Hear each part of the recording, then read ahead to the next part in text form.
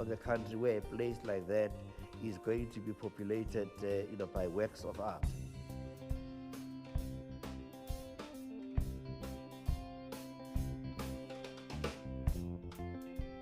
Constitutional Court is one of the keystones of transformation here in South Africa.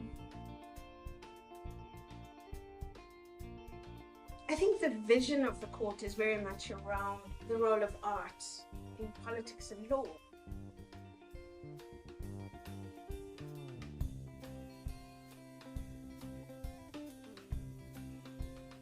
The great big Dumile sculpture at the door is thrilling to see and heartbreaking to understand. The contradictions of our country are represented by the art.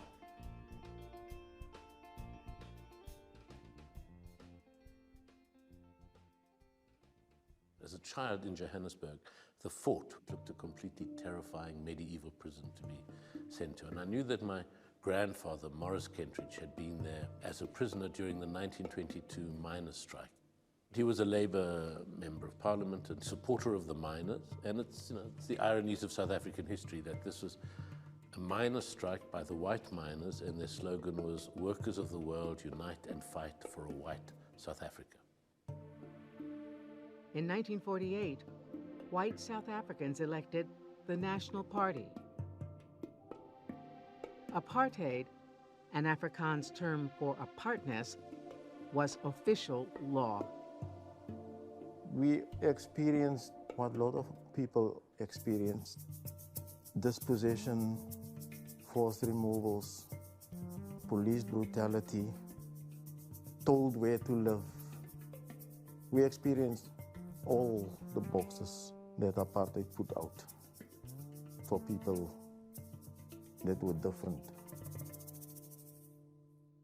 I was asked by one of the architects whether I would document some of the aspects of the old fort and its prisons, and went into what was known as number 4, the black prison. And for the first time saw these solitary confinement cells. I planned and then executed a fairly complicated piece of work where I photographed each cell separately on a view camera. I wanted to show them as separate units, but effectively it makes one long photograph.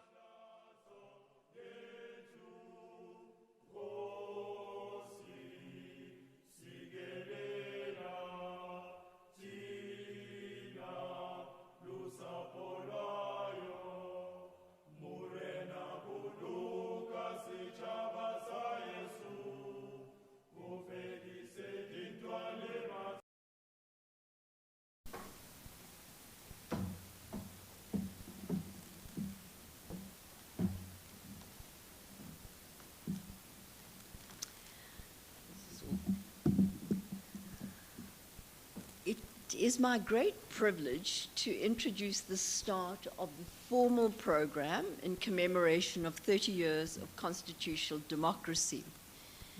But before that, I must greet my co-program director,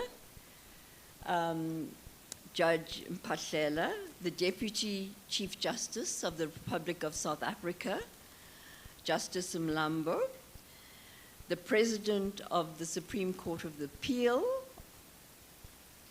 Mahube Molomela, the Honorable Andries Nel, Deputy Minister of Justice, judges of the Constitutional Court and the Supreme Court of Appeal, Judges President and Deputy Judges President here today, the esteemed colleagues of the South African Judiciary and our special guests from the Eswatini Judiciary, members of the Diplomatic Corps, members of the Council of the South African Education Institute, members of the Council of Freedom Park, the Acting Secretary General of the Office of the Chief Justice, CEOs of Freedom Park and SAJEI, members of the legal fraternity, members of academia, representatives from various government departments and Chapter 9 institutions, various civil society organizations, members of the media, esteemed guests, ladies and gentlemen. So our gathering today brings together the judiciary, the legal fraternity, the executive, academia, and the public to reflect on 30 decades of constitutional democracy in South Africa. We gather today at Freedom Park. This was conceptualized by Nelson Mandela, our former president, as the South Africans' response to the Truth and Reconciliation Commission. It is a memorial to honor those who have sacrificed their lives for freedom, and today we remember those who dedicated their lives in pursuit of legal justice and constitutional democracy.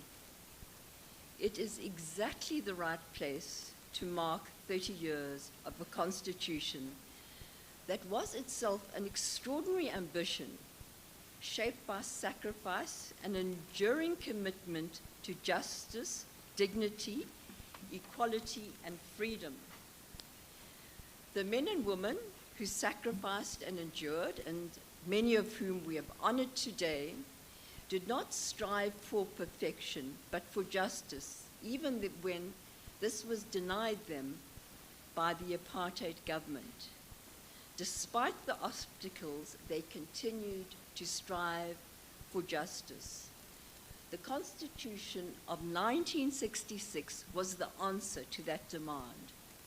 It's not a final answer, but it's a beginning. As the late Chief Justice Lange reminded us in his 2006 address on transformative constitutionalism, this is a permanent ideal. It's not a single and final destination. We continue to strive for this and will do so over the next 30 years. So today, we acknowledge the remarkable road that we have traveled towards democratic constitutionalism, an independent judiciary, Chapter 9 institutions, and the important constitutional role they play. And we realize that the promise of substantial equality, access to land, access to education, is not a legal struggle, but a daily reality. And we acknowledge that these rights have not borne fruition for all South Africans. And many South Africans feel that they haven't enjoyed the rights of the Constitution. But this is not a failure of the Constitution. It's a call on all of us who serve it. The judiciary, the legal fraternity, academia, the executive, civil society, we all have a responsibility to ensure that the constitutional ideals are realized. All are represented at the seminar for this precise purpose. But first of all, I would call on our host, Freedom Park Council member Ms. Watson, to deliver her welcoming address.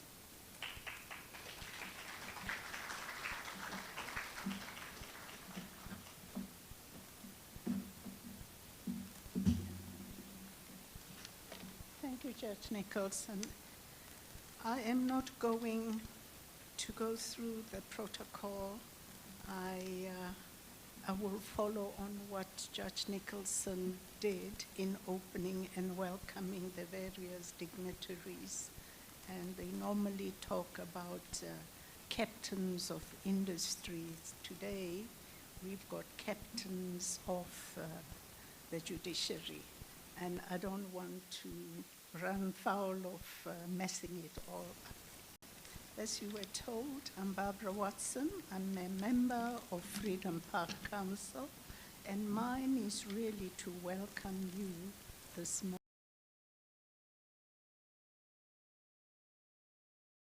I will include a few words about Freedom Park because just mingling with different people this morning, it became evident that Freedom Park is not quite as well known as Robben Island. So I will just give you a little snippet of what Freedom Park is about. Judge Nicholson has already spoken about some of the events that contributed to the establishment of Freedom Park. I will start off by saying Freedom Park Heritage Site is one of the youngest museums and certainly one of the first post-1994. To this end, if you really want to know about South Africa's road to freedom, not only shortly before 94, or very often people tend to think of South Africa's march to freedom in terms of the Sharpeville unrest or the student uprising. It goes way back, as you saw walking through the gallery of leaders. There are many African leaders, traditional leaders, and women who took part in the struggle against apartheid in their different forms. Besides the Truth and Reconciliation Commission's influence on the establishment of Freedom Park, we need to look at the Constitution, a book of those who sacrificed their life in the fight for freedom. We just did that a little while ago at the Wall of Names for freedom. So there is that quiet place. We also have quiet places where at Freedom Park, because there are spaces where traditional rights and religious rights can be performed in line with our practices as a constitutional democracy. We have not only names of South Africans who sacrificed their lives. We know that over 1,000 names on the wall because that many Cubans died in Angola, some during the Quito Canavaro battles, people, the Khoi and the Sun. So the Kapo Museum also gives expression to some of what the Constitution requires of us. We have a voice and feeling very secure. But we also have conference facilities. Here we have, I'm sure, 8 span. If you want to have picnics, you can also come and do that and have braai. It's a huge complex. We also house at Freedom Park what we call sports, and the Gallery of Legends is housed here at Freedom Park. Placing the Supreme Court of the law right next to the physical reminders of what it took to get us to develop this Constitution.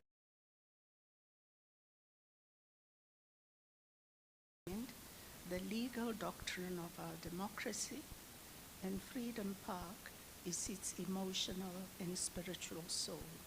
So as you deliberate of the events that have led you to where you are today, Freedom Park stands as a living testament to the struggles, sacrifices, and triumphs that have defined our nation. It reminds us that democracy didn't arrive by accident. It was fought for and it was sacrificed for. And there are many courageous and resilient South Africans and people from the world that we remember and memorialize here.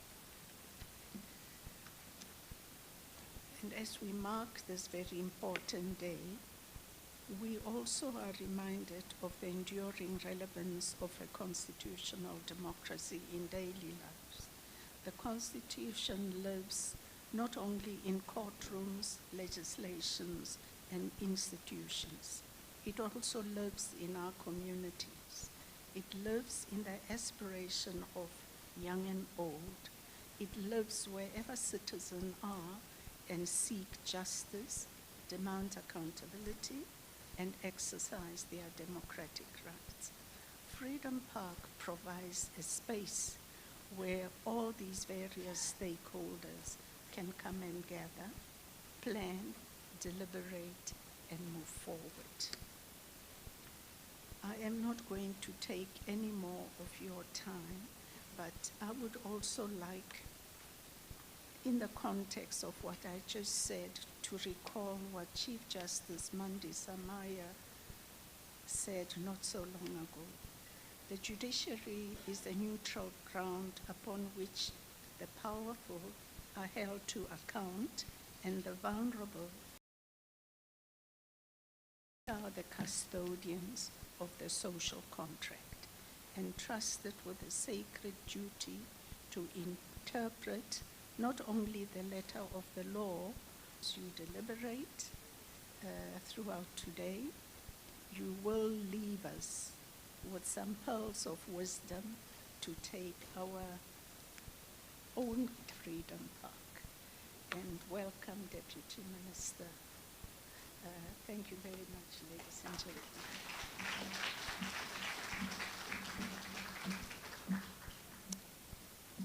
Thank you, Ms. Watson. I'm sure we will all be visiting Freedom Park, if not for soccer, just to observe and to commemorate our heroes. I should go through all his achievements.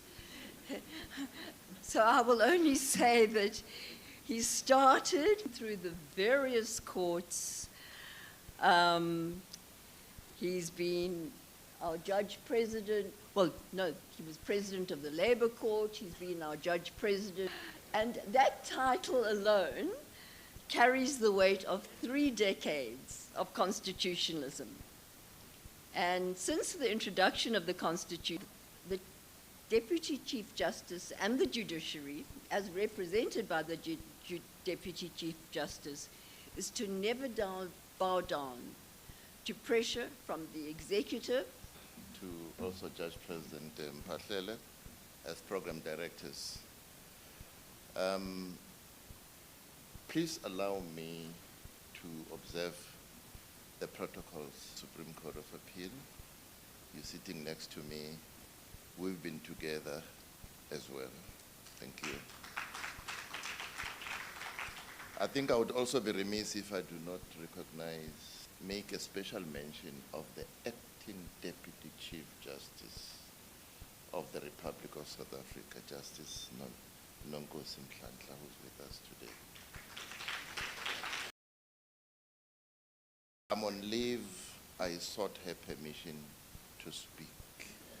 So I'm persona non grata.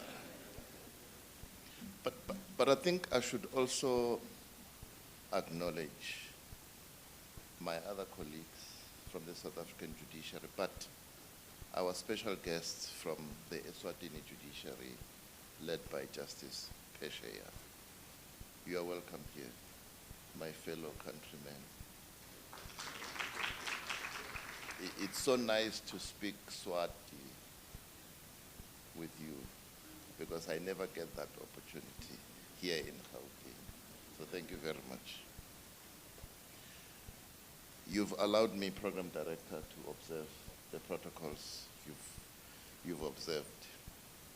We gather under a theme that is both poignant and demanding, which is from struggle to supremacy, 30 years of the Constitution as a living memory. That theme does more than describe a past achievement.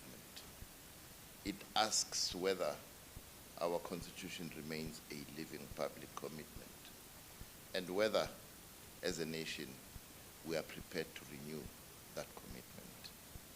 Our Constitution is not merely a legal document, and it is certainly not only a text for lawyers and judges.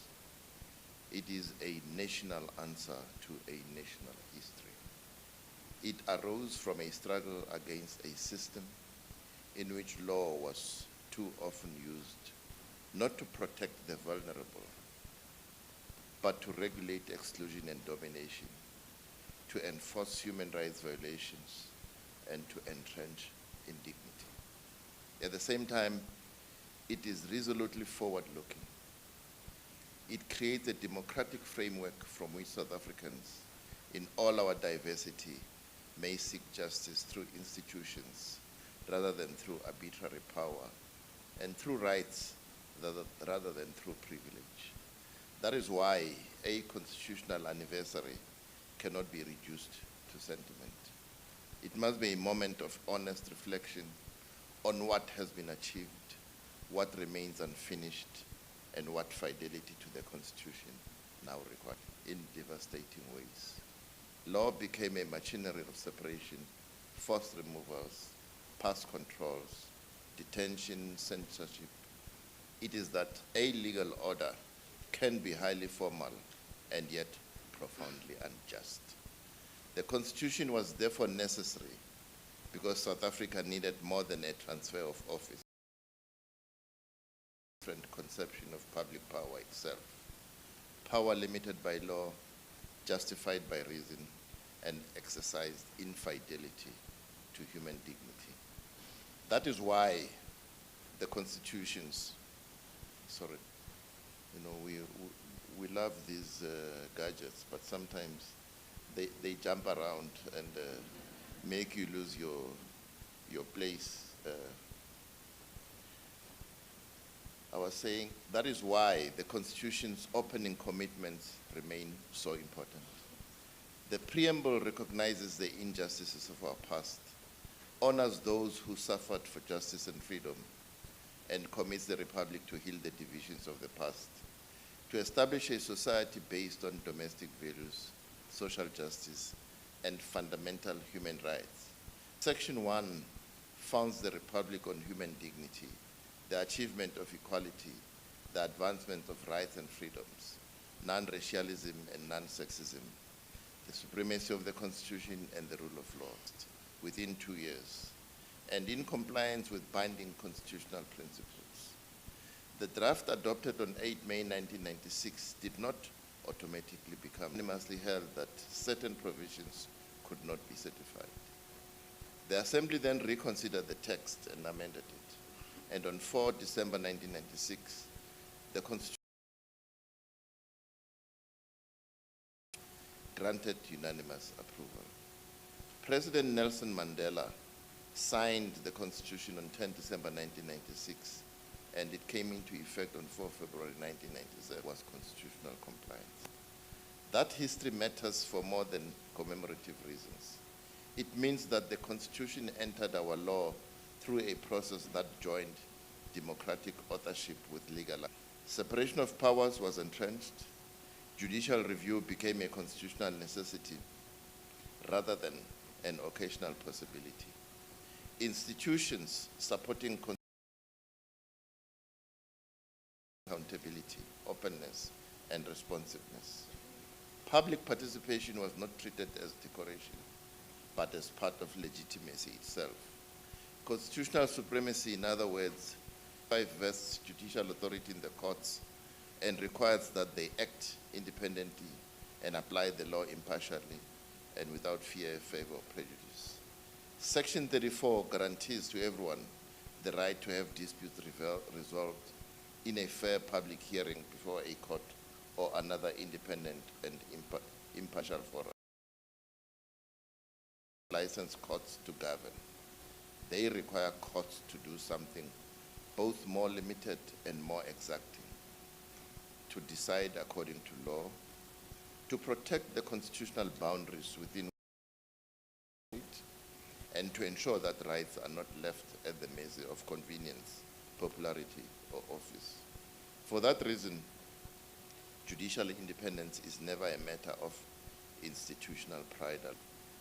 Over 3 decades, the Constitutional Court and the broader judiciary have helped give concrete meaning to these commitments. In State versus Makwanyane, the Constitutional Court felt that the death penalty was inconsistent with a new constitutional order and placed dignity, life, and freedom at its center. In Government of the Republic of South Africa versus Grootboom, the court held that Section 26 required the state to devise and implement a reasonable program to realize the right of access to adequate housing, including for those in desperate need.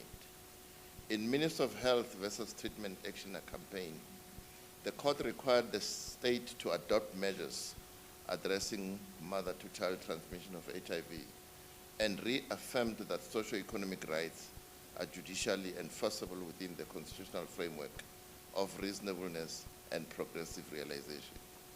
These were not isolated judicial issues. They were part of a broader constitutional discipline. Public power must answer to principle. Those cases also tell us something about the character of constitutional adjudication in South Africa. Constitutional democracy is not only about restraining power in the abstract, it is also about it seriously. Dignity is not ornamental language. Equality is not a ceremonial aspiration. Rights are not promises for good times only. They are standards by which the Constitution measures law, policy, and conduct. At the same time, our courts have repeatedly recognized institutional limits. They do not draft budgets, administer departments, or legislate policy within constitutional bounds, must be able to justify choices in constitutional terms, and must remain answerable to the values that animate the text. That balance between restraint and resolve remains central to judicial legitimacy. Another landmark lesson came in Doctors for Life International versus Speaker of the National Assembly. There, the Constitutional Court held that legislatures must take reasonable steps to facilitate effective public participation in the lawmaking process. That was not a procedural technicality. It was a constitutional affirmation that the people are them. It is therefore entirely fitting that today's program combines dialogue, constitutional education, public engagement, and reflection. The Constitution lives not only in judgments, but also in civic understanding. A society that knows its Constitution is better equipped to defend it. A society that is invited into constitutional conversation is better equipped to sustain the means by which democracy reproduces itself. This is also why this venue matters, Freedom Park, and help humanize constitutional history. The Constitutional Court, too, deliberately made its home on a site of imprisonment and exclusion, and that its beams bear the words human dignity, equality, and freedom. These are not incidental symbols. They remind us that South Africa's constitutional democracy, it must also ask difficult questions. Have we fully translated constitutional promise into lived realities? The honest answer is no.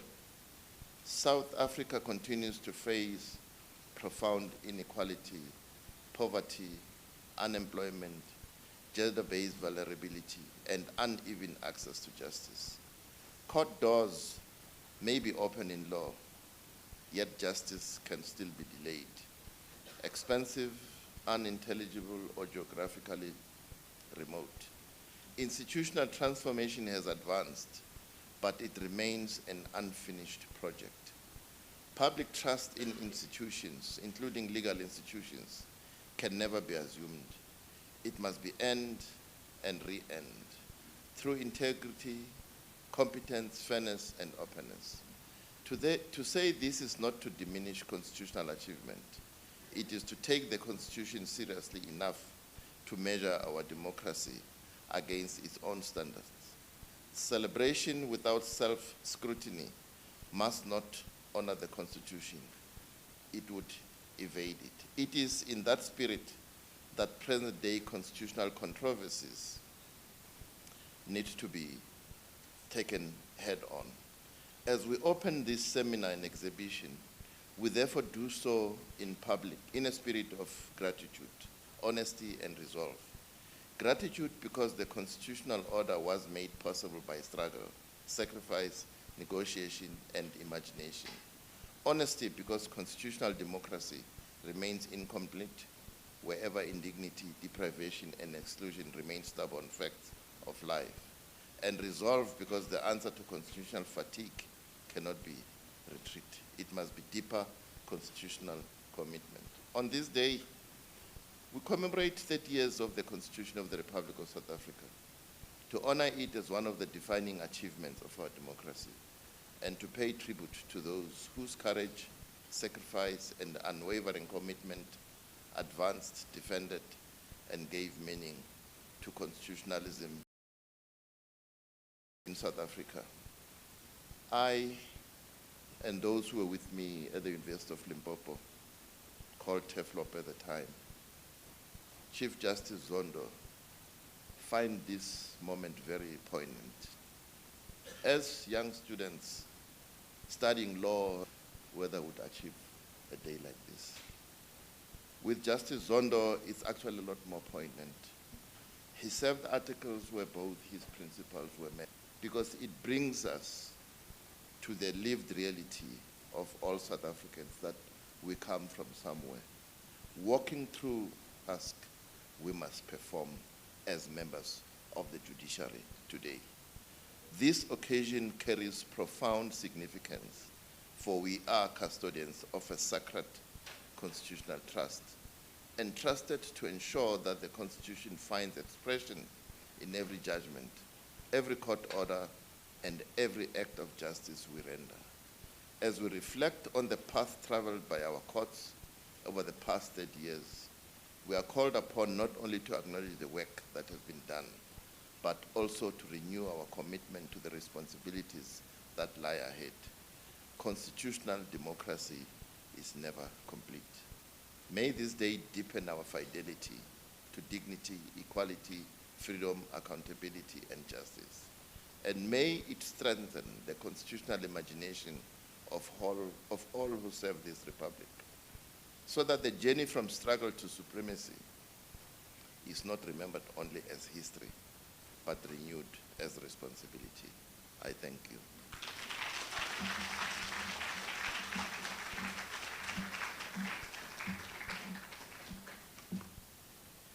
Thank you, Deputy Chief Justice Mlambo, for setting out the road that we have traveled in the last 30 years, but for also acknowledging the challenges that we face and we will continue to face, but we must face head on. It is the responsibility of all of us here today, I do absolve the foreign dignitaries, to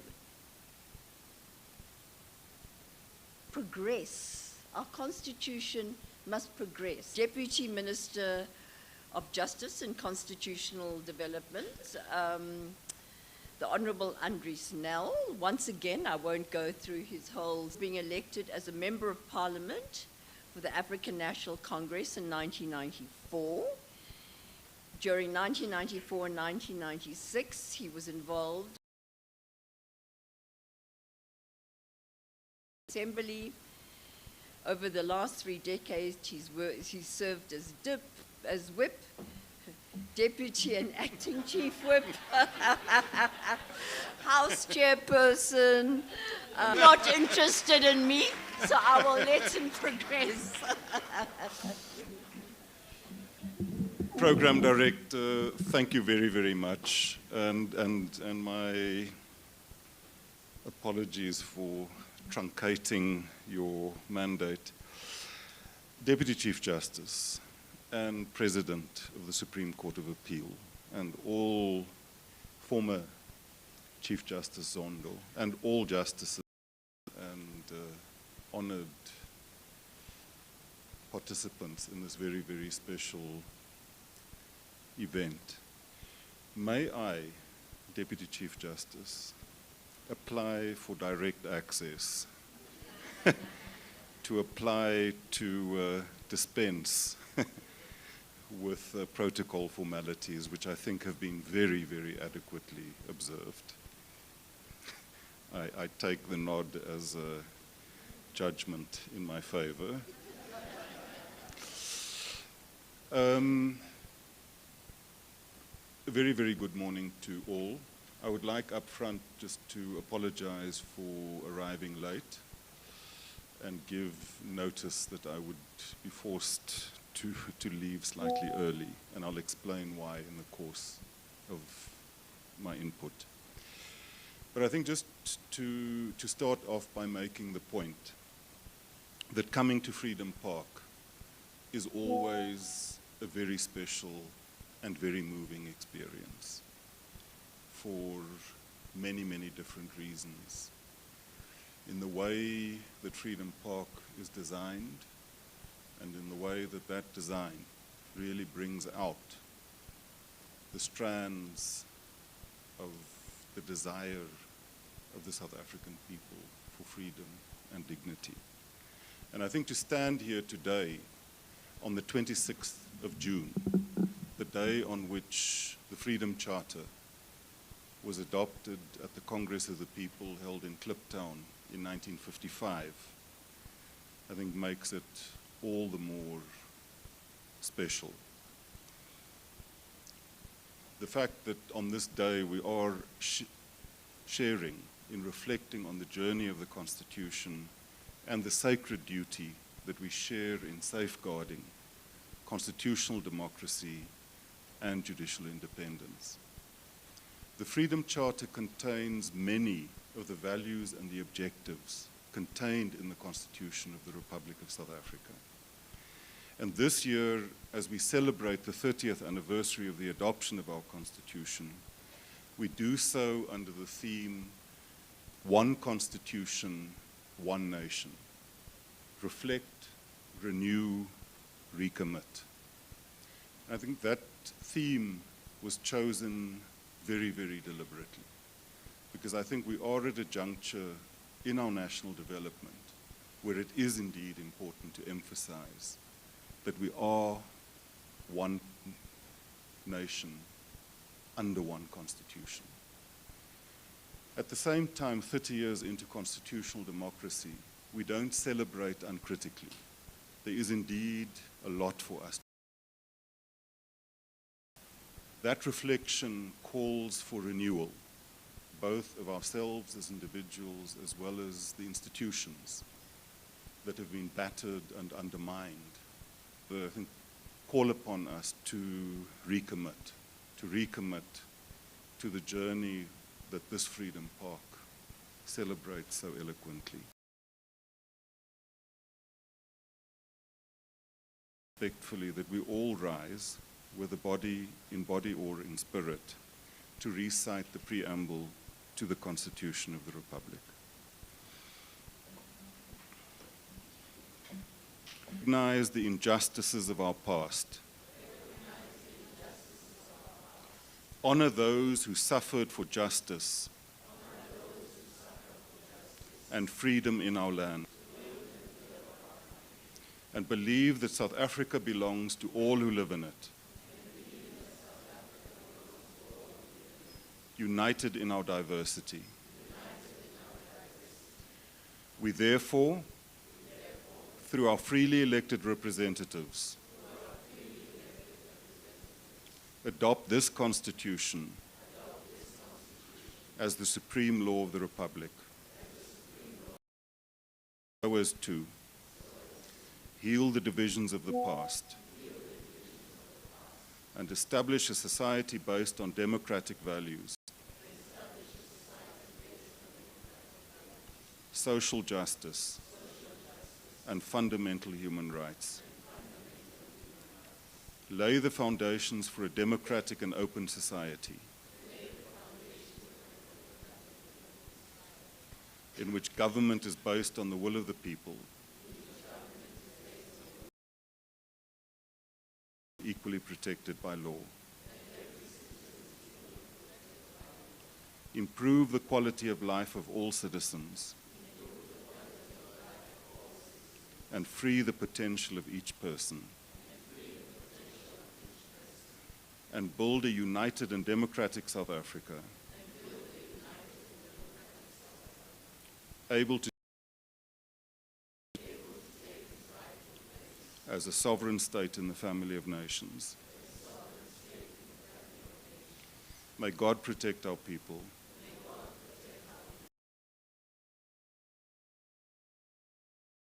Morena buluka sichaba sahesu. Gotsi in South Africa. God bless South Africa. Very much. The preamble is a powerful reminder of where we come from, who we are, and the webinar and exhibition conceptualize the Constitution as a living memory, and indeed it is. It's a covenant born of struggle, shaped by negotiation, and sustained over time of those who shaped it with courage, sacrifice, and conscience. As we reflect on this shift from parliamentary sovereignty and the advocates, the activists who gave the law a human face, their stories, their lives, and their legacies remind us of equality, and freedom.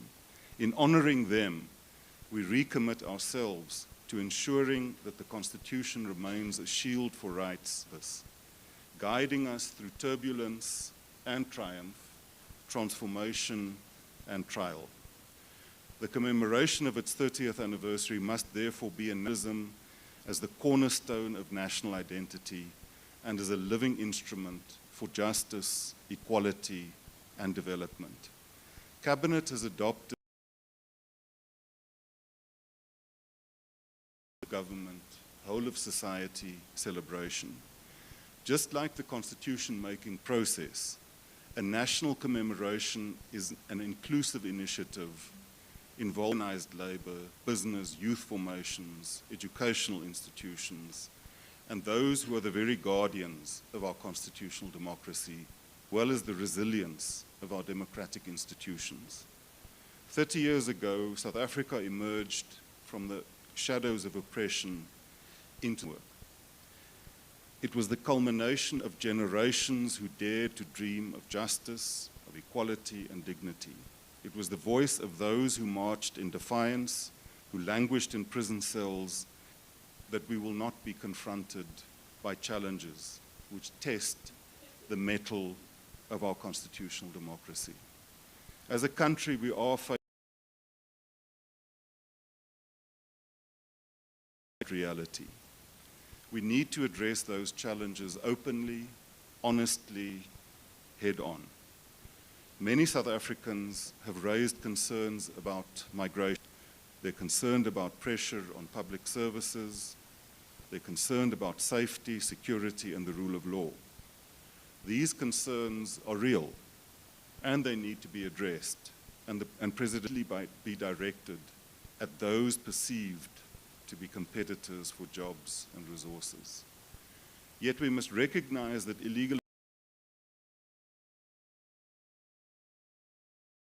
we need economic growth, greater investment, and the creation of millions of new jobs. As a democracy, we've welcomed visitors to our country, in line with our international obligations and our constitutions, that every person within the borders of South Africa should be here legally. Every person who works in our country must be legally permitted to work. Every person who runs a business here must be legally. Africa has the right to implement policies and measures that prevent irregular, illegal migration. But equally, South Africa is committed to protect, very, very clear, is that the responsibility for enforcing immigration laws rests with the state, and the state alone. And only up collectively and to affirm that we are not a xenophobic nation and that there is no space. We must not be tempted to join those who want us to turn against people who were not born in South Africa and who are in our midst. As the state, we will act against forces who are exploiting concerns of our people about illegal immigration to further their own political. We can all agree that illegal immigration is a significant challenge, and that as a country we need to work together in accordance with our constitution, our laws, and our international claimed to be scheduled for the 30th of June. Government is implementing extensive, intelligence-led operational to protecting lawful, peaceful protest while acting decisively against any unlawful conduct, vigilantism,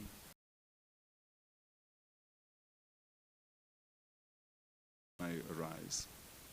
We will at all times adhere to the provisions of the Constitution and the law. That is my experience. The Ministerial Committee on Migration, and the reason that I will have to leave slightly early, and I just want to say I hate the practice of hitting and running, of talking and going.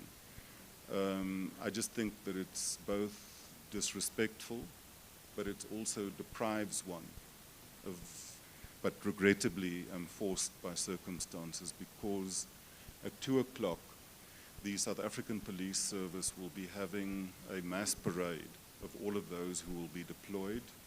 It will be addressed by the Minister of Police, and the Minister of Police has invited other ministers and deputy ministers from the Justice, Crime Prevention and Security cluster to be part of that event. Asked me, and I think it's very significant to, at that occasion, do what we did a little bit earlier, and that is to lead the police in reciting the preamble to the Constitution. At the very heart of our constitutional covenant lies the judiciary. Now, I want to quote the profound words of Chief Justice Mandisa Maya at the J20 Summit and Supreme Courts in September 2025, when she said, and I quote, "The judiciary has always been the sentinel of society.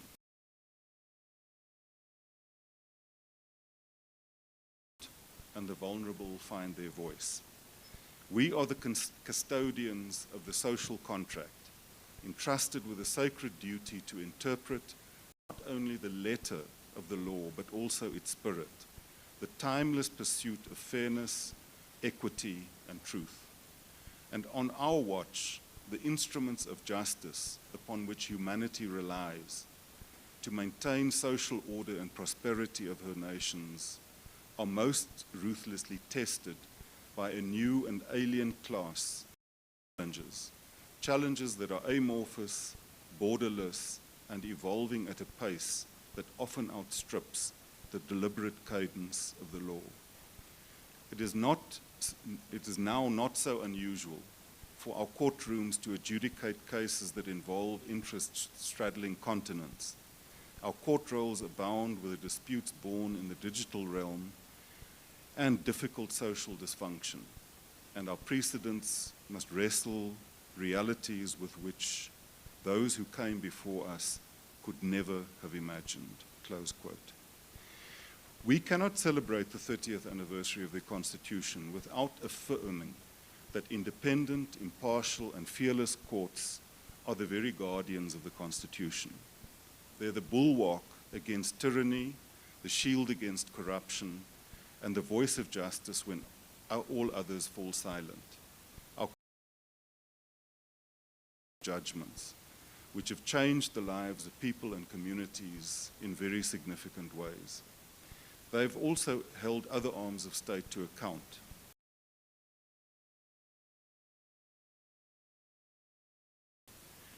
Former President, late President Nelson Mandela said, and I quote, "Constitutionalism means that no office and no institution can be higher than the law. The highest and most humble same document, the same principles. It does not matter whether you are black or white, male or female, young or old, whether you speak Tswana or Afrikaans, whether you are rich or poor, or ride in a smart new car or walk barefoot, whether you wear a uniform or are locked up in a cell. We all have certain rights, and those fundamental rights are set out in the Constitution."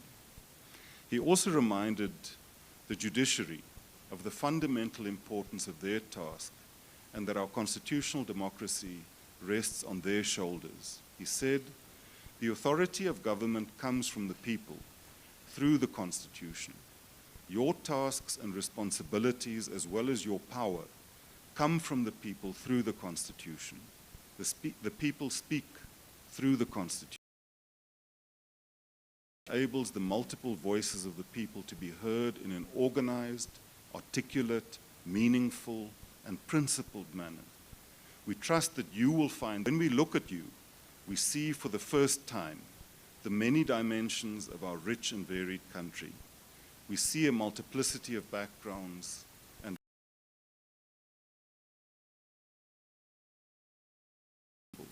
the Constitution which you will be serving is the product of their sacrifice and belief. For the judiciary to fulfill this monumental task, judicial independence. But judicial independence does not exist in isolation. It requires the active support of the state and the integrity. Without this, independence risks becoming fragile, vulnerable to erosion by neglect or interference. The state must be more than a custodian. Its role in strengthening judicial independence is threefold.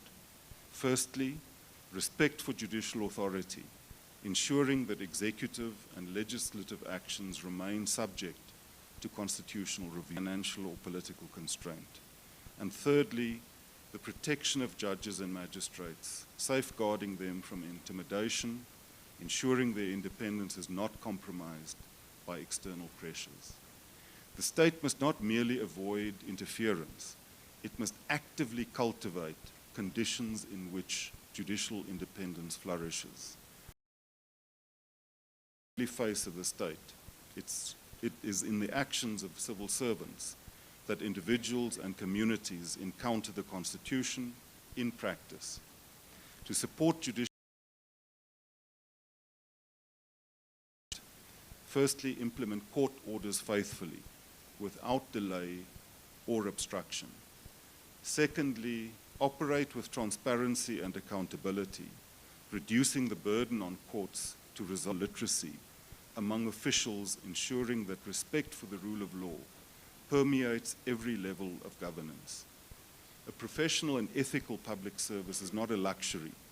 It's a necessity for the survival of our inequality, unemployment, and corruption. These are not abstract statistics. They're lived realities that test the resilience of our constitutional democracy. When governance falters, courts are called upon to intervene. But judicial independence cannot be sustained if it is constantly burdened by failures in administration. Strengthening democracy requires addressing these systemic weaknesses at their root. We're reminded of the words of President Ramaphosa, Constitutional Court, and I quote, "The reality we must confront is that there are significant challenges with constitutionalism today. There's a disconnect between the promise of our Constitution and the lived realities of South Africa. The promise of the Constitution is far from realized. Persistent inequality, threats to judicial independence, lack of implementation of court orders, and the erosion of trust in institutions remain pressing challenges. The advancement of socioeconomic rights is not as far as we wish it to be, particularly with respect to housing and basic services. It will forever remain a blight on our democracy that the applicant in the groundbreaking Grootboom judgment, Ms. Irene Grootboom, died in 2008 without her dream of a decent house being fulfilled. Deepening respect for constitutionalism across all sectors must start with the state. We must acknowledge the troubling irony of lauding the Constitutional Court's progressive judgments on the one hand, especially on socio-economic rights, with the reality that the state apparatus has in many of these cases had to be compelled by this very court to fulfill its obligations. This points to widespread and systemic shortcomings in service delivery that must be addressed. Our people should not have to resort to litigation to have their rights realized, and this is the paramount consideration." Close quote. The President also referred to the importance of judicial independence. The Constitution establishes democracy based on the supremacy of the Constitution, protected by an independent judiciary. Judicial independence has two components: individual independence and institutional independence. Institutional independence can only be achieved if the judiciary enjoys structural, financial, operational, and perceived independence. The notion of institutional independence is related to the doctrine of the separation of powers and refers to the duty of all institutions to respect the fact that independence is guaranteed. This means that the judiciary has to be independent of the other branches of the state, namely the executive and the legislature, like all other state institutions, which, like all, respect and abide by judgments and decisions of the judiciary. The President and the Minister of Justice and Constitutional Development and I have all publicly stated government's unwavering commitment to a single judiciary and a judiciary-led court administration model. Over the years, in 2009, the then Chief Justice Ngobo, initiated a series of structural reforms aimed at securing institutional judicial independence and of the Office of the Chief Justice. The Constitution's 17th Amendment Bill and the Superior Courts Act were both enacted within the broader context of rationalizing the structure and management. In 2013, then Chief Justice Mogoeng submitted to the then Minister of Justice and Constitutional Development a report titled Capacitating the Office of the Chief Independence, the Next Frontier in Our Constitutional Democracy, Judicial Independence, which is often referred to as the Institutional Models Report. Judiciary on the subjects of judicial governance and court administration. In June 2025, the executive led by President Ramaphosa met with the judiciary to discuss government's institutional independence is at an advanced stage. 883 million rand is being transferred from the to the budget of the Office of the Chief Justice over the medium term to allow the judiciary greater control over its own administration and financial functions. In addition, 687 million has been allocated to increase judicial capacity aimed at improving court operations, administration system. This financial allocation must also be understood in the context of a phased approach, transition towards a single judicial state, ending the current arrangement where court administration is controlled by the Department of Justice and Constitutional Development. Government remains guard.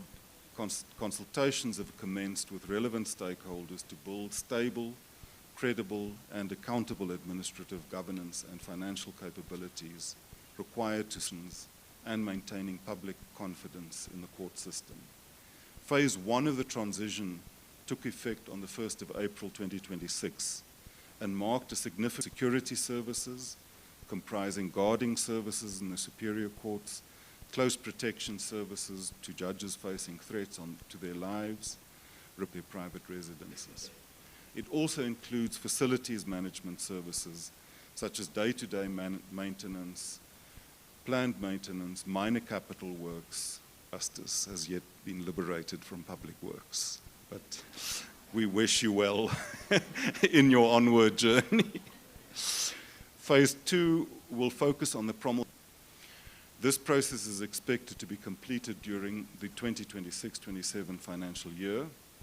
In short, judicial independence is not only the responsibility of academia, communities, activists, the media and Chapter 9 bodies, must remain vigilant, holding institutions accountable. Together we must reach the judiciary, our courts, the rule of law, and ultimately constitutional democracy. As we look to the future, let us remember judicial independence is not a privilege bestowed by the state. Democracy, to defend it, is to safeguard the freedoms of generations yet to come. Another way in which we strengthen our courts and our constitutional democracy is through ongoing judicial educational component of judicial excellence and reinforces the judiciary's role in advancing transformative constitutionalism. We would SAJEI in equipping judicial officers to enhance jurisprudential development, promoting structured dialogue and continuous engagement on evolving human rights issues, and in enhancing, innovating, strengthening collaboration between SAJEI, academic institutions and the legal profession and civil society, and benchmarking and integrating best practices. The rule of law makes constitutional supremacy real rather than rhetorical. It requires that power be exercised consistently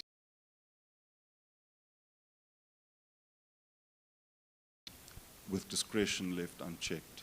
And critically, it's not a concept confined to courtrooms and constitutional litigation. It succeeds or fails in the daily conduct of decision makers, in the quality of the decisions that they make, and the willingness of institutions to be held account without treating accountability as an imposition. Where the rule of law is durable, people can plan their lives and vindicate their rights. Where it is eroded even gradually, and even without deliberate intent, the constitutional promise recedes in ways that are difficult to reverse. We live in a world where we are increasingly seeing a shift away from democratic values and a regression in human rights. The aim seems to be to undermine the existing rule-based order in the world and return human civilization to an era of might, privilege, and subjugation.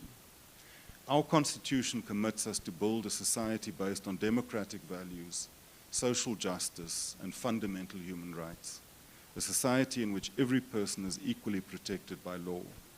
Yet we know the experience of justice is not always evenly distributed. Many encounter the law not as a protection, but as a distance. Unfamiliar processes, complex language, unmanageable costs, and institutions that can feel alien and unapproachable. This gap exists and persists because rights do not live only in texts. They live or fail to live in material conditions. Access to land and shelter, work and income, transport and safety, education and healthcare, these conditions profoundly shape whether a person can assert a right, navigate an institution, secure representation, or sustain a claim. As President Nelson Mandela pointed out in his Black Man in a White Man's Court statement in 1962, it is true that an African who is charged in a court of law enjoys on the surface the same rights and privileges as an accused who is white, insofar as the conduct of his trial is concerned. He is governed by the same rules of procedure and evidence as apply to the white accused. But it would be grossly inaccurate to conclude from this fact that an African consequently enjoys equality before the law, close quote. So the law is embedded in institutions, and institutions are embedded in history, and history is embedded in relationships of power. And these relationships involve tension between exclusion and inclusion, wealth and poverty, formal equality and substantive equality, promise and implementation. And it's up to our courts to ensure that people are equal before the law. As we celebrate this 30th anniversary, let us carry forward the lessons of struggle, sacrifice, and conscience that we've honored today at the Wall of Names and through the solemn act of wreath laying. Those who gave the law a human face remind us that our Constitution is not static. It's a dynamic and living project that demands our vigilance, our participation, our recommitment, and our renewal. The next 30 years must be about deepening constitutional democracy, ensuring that dignity, equality, and freedom are not only principles on paper, but realities in the lives of all South Africans. In remembering the past, we strengthen our resolve to build a future where the Constitution continues to serve as both shield and compass, guiding us towards justice and unity. Let us, with courage and conviction, continue to advance the transformative vision of our Constitution. Let us ensure that constitutional democracy remains not only a promise on paper, but a lived reality for all. Let us remember as a nation, through the trials and tribulations, where we come from, who we are, and what we have overcome, and who we want to be. Kosi Sekelele Afrika, Morena Buluka Sichaba Sahesu, Hotsi in South Africa, God bless South Africa. Mudzimu Fatichedza Africa, Hosi Katikisa Africa. I thank you.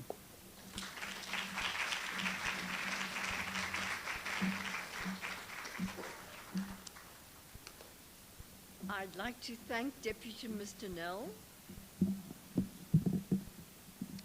for his inspiring words regarding our constitutional democracy, which he has stressed is applicable to every single individual who resides here. However, I wish to remind him that as a member of the executive, it is their duty to create conditions under which constitutional democracy can flourish, even when there's a temptation to treat the courts as obstacles when they find against the executive. Having said that, I wish you the best for ensuring that we have a peaceful resolution for the difficult days that lie ahead. And we thank you for taking time out of your very busy schedule to be with us today, commemorating 30 years of democracy. And I've asked that you be excused, so. We have him until 1 o'clock. We are indeed privileged. We now have an entertainment item. I'm not sure who or why.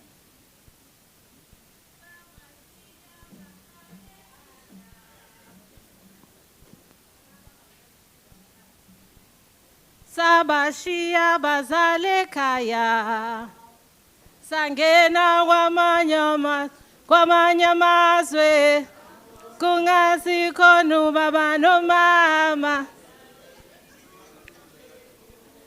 sabashiya bazale kaya sangena kwamanye amazwe baba nomama slan sathi salan sayane kaya sangena kwamanye amazwe baba nomama sla kulu ndiyababona bangazabalazayo lapha sathi salan ekhaya sangena kwamanye amazwe kungasikho nubaba nomama silandela inkululeko. Sanibonani, molweni, abusheni, ndimasiyari. My name is Thandi Khamncwana, and I'm a storyteller here at Freedom Park, where storytelling dates back 3.6 billion years as we connect to the African culture that gave us storytelling as a place where learning, entertainment is shared as we share as a family around the warmth of the fires, where grandmothers were the storytellers because they knew what needed to be shared. So the young will always keep the memories of the past alive. And if these walls of names, if they could speak, they would not whisper. They would cry out calling the names of the brave change makers. They would tell stories of the blood-curdling screams that once pierced the silence of this land. Screams of mothers who buried their children too soon. The cries of fathers torn from their families. The anguish of a people stripped of their humanity, their dignity, their freedom, their land. Kodwa, from those years of struggle and pain, from the long nights of oppression, a beautiful and sacred dream was born. The dream of a liberated South Africa. The Khoi and Sen Abatwa have a beautiful saying, eti xhaboske, xhabodema, worai kanawasip, estamas ka iyo. A dream is not a dream until it is shared by the entire community. And this reminds me that just 31 years ago, this very event would have been defined as an act of defiance, a treason, an illegal gathering. Yet, we gather here today, not in fear, but in honor, as we reflect on 30 years of our Constitution, a living memory born of struggle, shaped by negotiation. We honor the visionaries who carved our democracy, who advanced our Constitution. Maskenditi, all rise, not because we are in court today, but because today we honor giants, the likes of Me Yvonne Mohoro, the recipient of the Order of the Baobab, a daughter of Kgakosi Kgalishiwe. Who would have thought that such a young black girl raised in the dusty streets of Kgakosi Kgalishiwe would rise to one day become the first black woman to be appointed as a judge in our judiciary, one of the founding justices of our constitutional court. May we remember the dawn of a new era, that they advanced a constitution that came out speaking words of revolution, words like liberty, words like the right to freedom, the right to equality, right to life. These are the words that sometimes today some take lightly for granted. But for many that lived and experienced apartheid, these were words that restored something that had been lost in many, our humanity. We honor those that chartered and advanced our democratic constitution that brings us today. Those who fought, who struggled, gave their life and dreamed of a country that did not exist yet. Halala South Africa, halala amandla. Huyaruna, huyaruna, huyaruna, bapilutse tata. Huyaruna, huyaruna, huyaruna, huyaruna, bapilutse tata. Makwala, makwala, makwala, makwala, acheche, acheche le murao. Huyaruna, bapilutse tata. Makwala, makwala, makwala, makwala, acheche le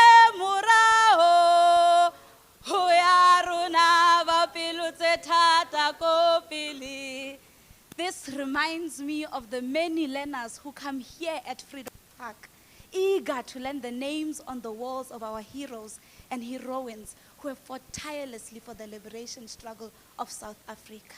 And almost every time Elena asks, who are these people? Now, how does one explain that a name on the wall is not just a name?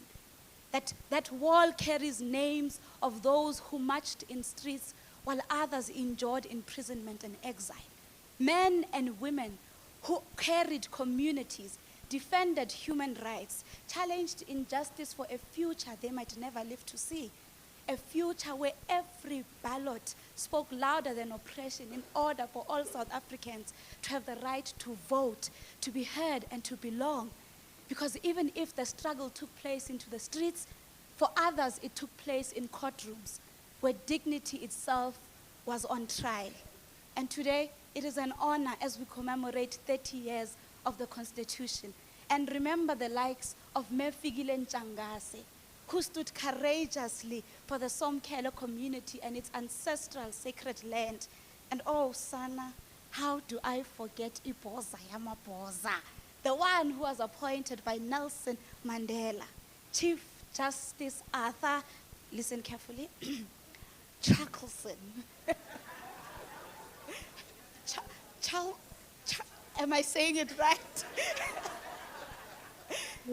This is why remembrance matters, because memory is not always about looking back, but it is about finding the right direction for the road ahead. And that is why we as storytellers here at Freedom Park, we continue to tell these stories and sing amaguijo as we face head-on the contradictions of the present, where painful memories are written in words, painted in pictures, and items of the past are collected in order for us to shape and share our history with less contradiction, but more harmony. Oh, Lina Okarinkare, court adjourned. But I too remember I am not a judge. And once again, we welcome you at Freedom Park. Thank you.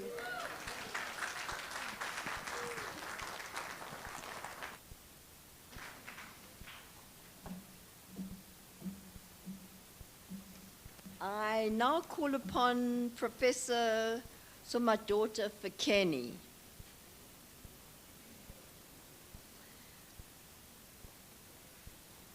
Professor Fikeni, before you come up, I think I'm going to say a few things about you. Apparently I mustn't say too much because people get bored, but you are clearly an academic with qualifications, a master's and a PhD from overseas university.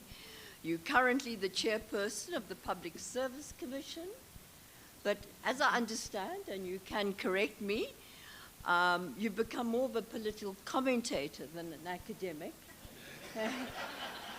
And you commentate on politics, economics, the state of the nation, but most important of all, you started your early life as an anti-apartheid activist.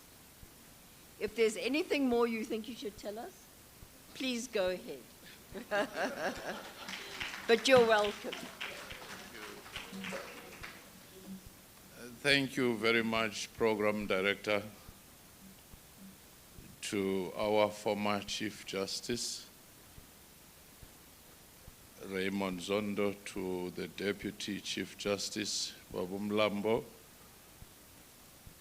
When you are in the presence of such eminent persons per square meter,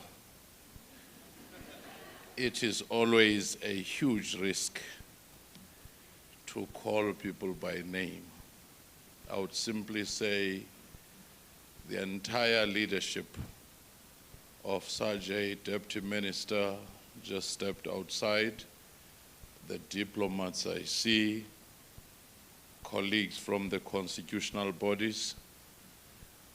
I had prepared some notes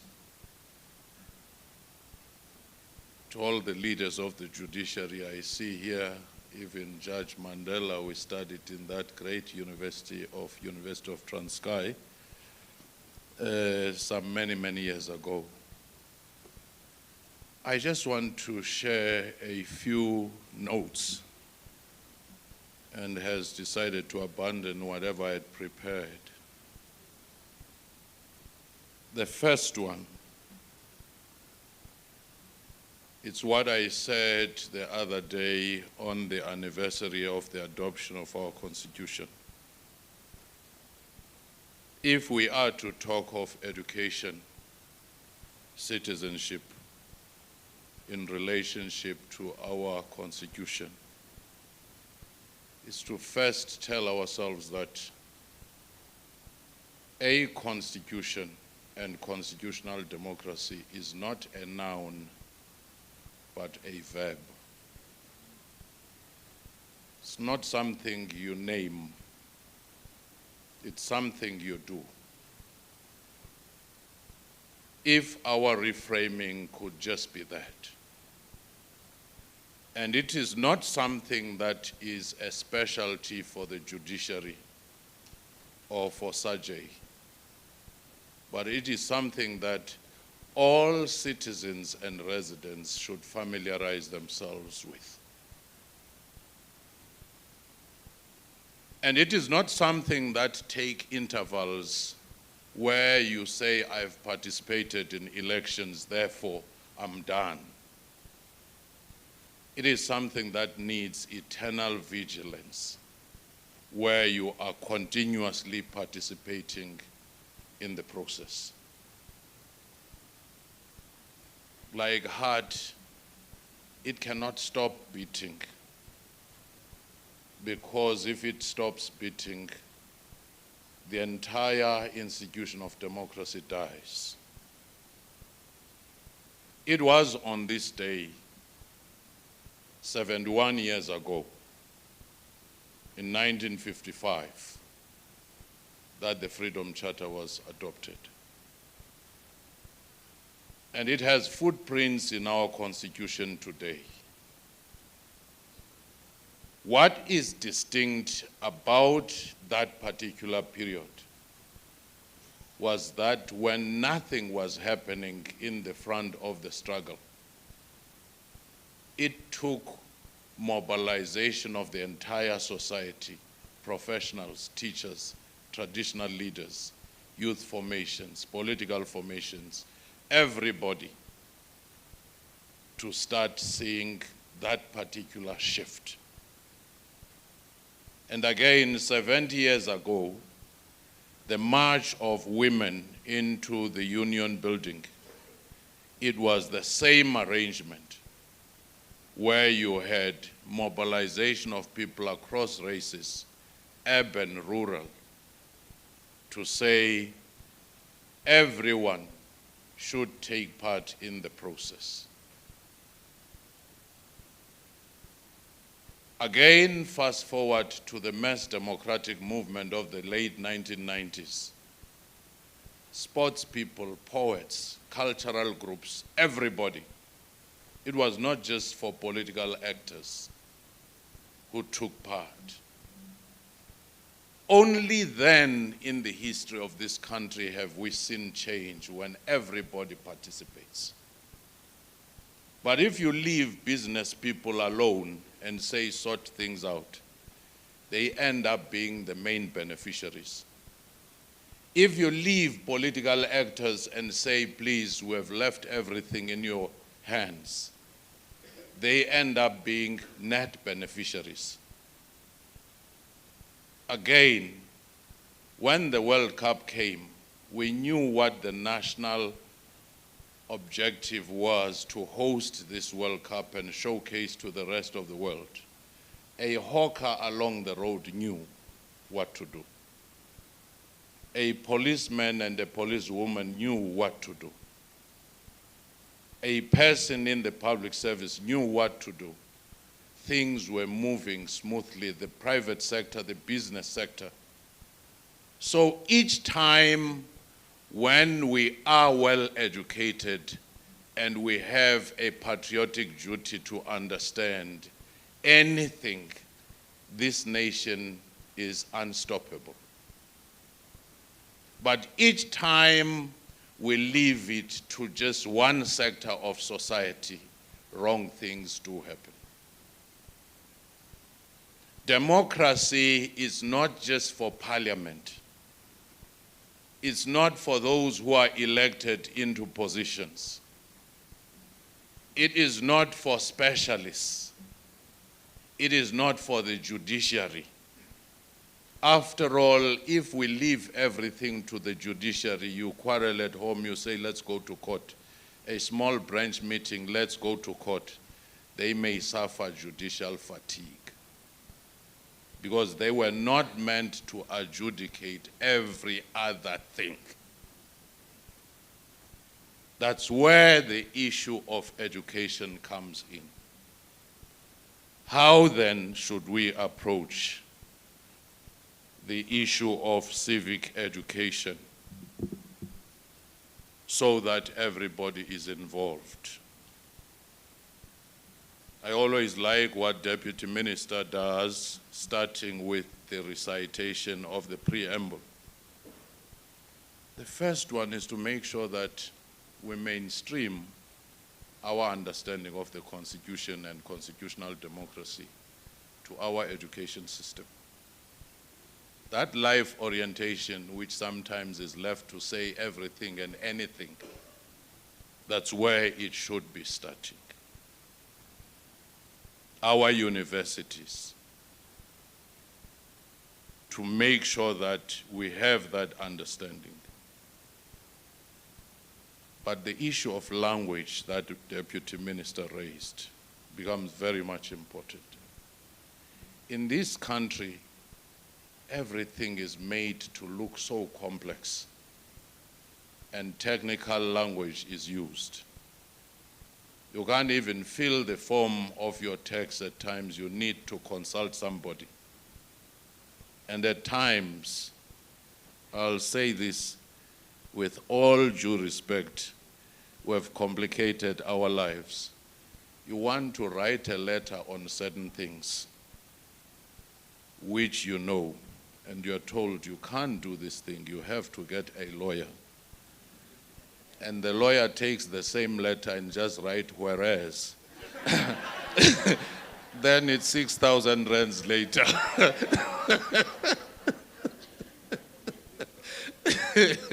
With a few Latin words here and there.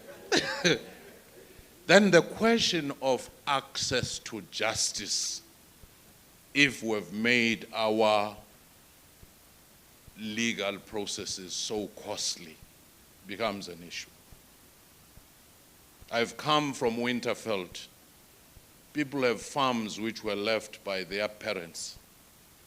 8 hectares, 10 hectares. They can't transfer them to themselves because you need a surveyor, you need a conveyancer, you need so many other legal hurdles. They are that poor. They can't exercise their constitutional right.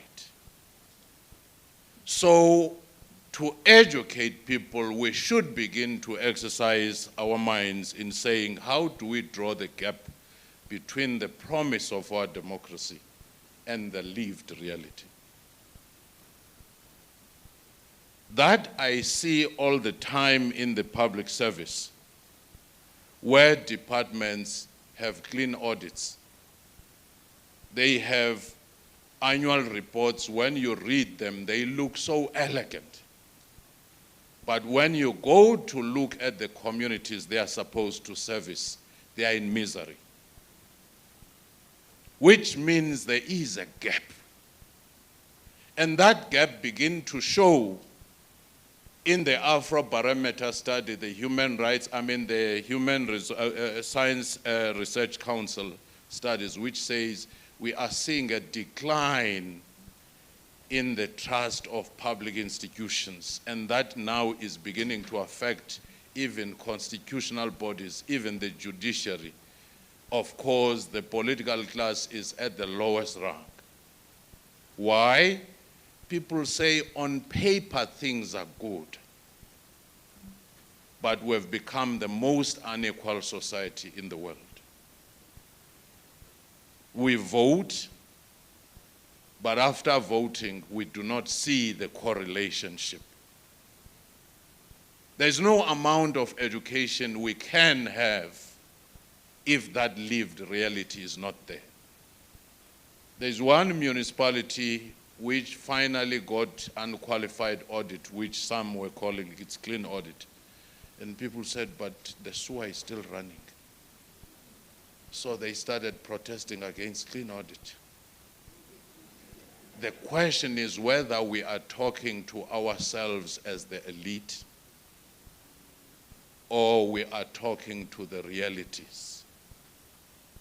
The only way to defend this democracy, this constitution, is to show dividends to the people.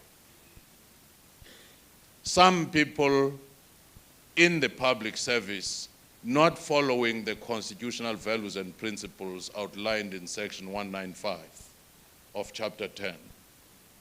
Go to a community, they build a hall when people wanted water. Some build a cultural village, but never handed this over to the community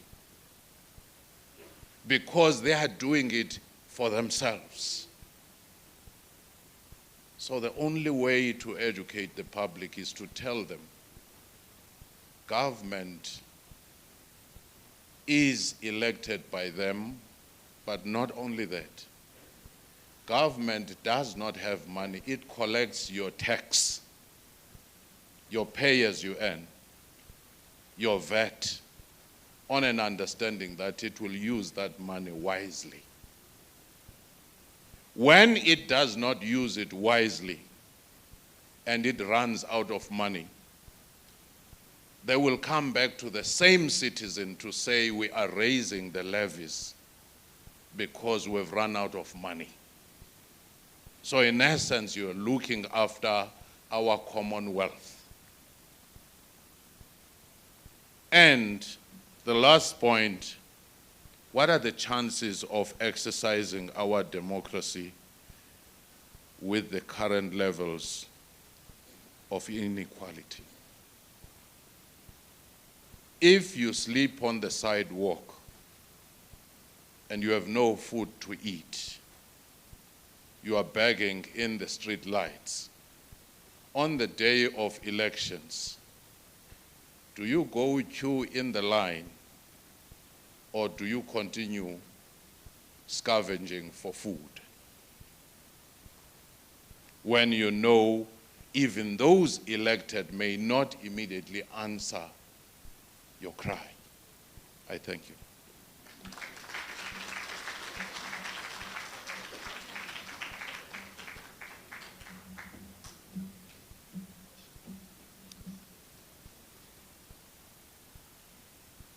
Professor Fokeni, thank you so much for that. Civic education is probably one of the most unappreciated aspects of our constitutional democracy. It really is the disjuncture between the lived reality of people as they experience the Constitution and the principle espoused, these high and mighty principles, which are often meaningless to the people on the ground. So thank you very much for bringing our attention to that. Our next speaker is Professor SAJEI.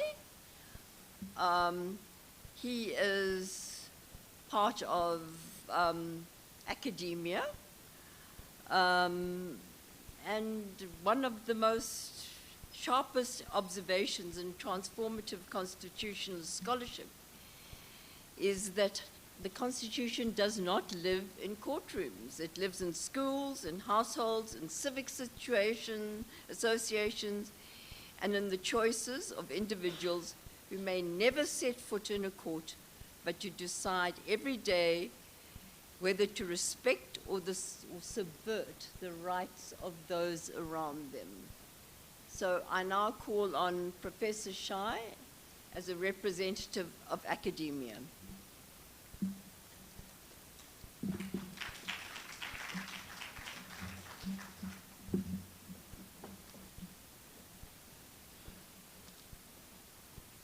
I do not have my time with me. Is it good morning, good afternoon?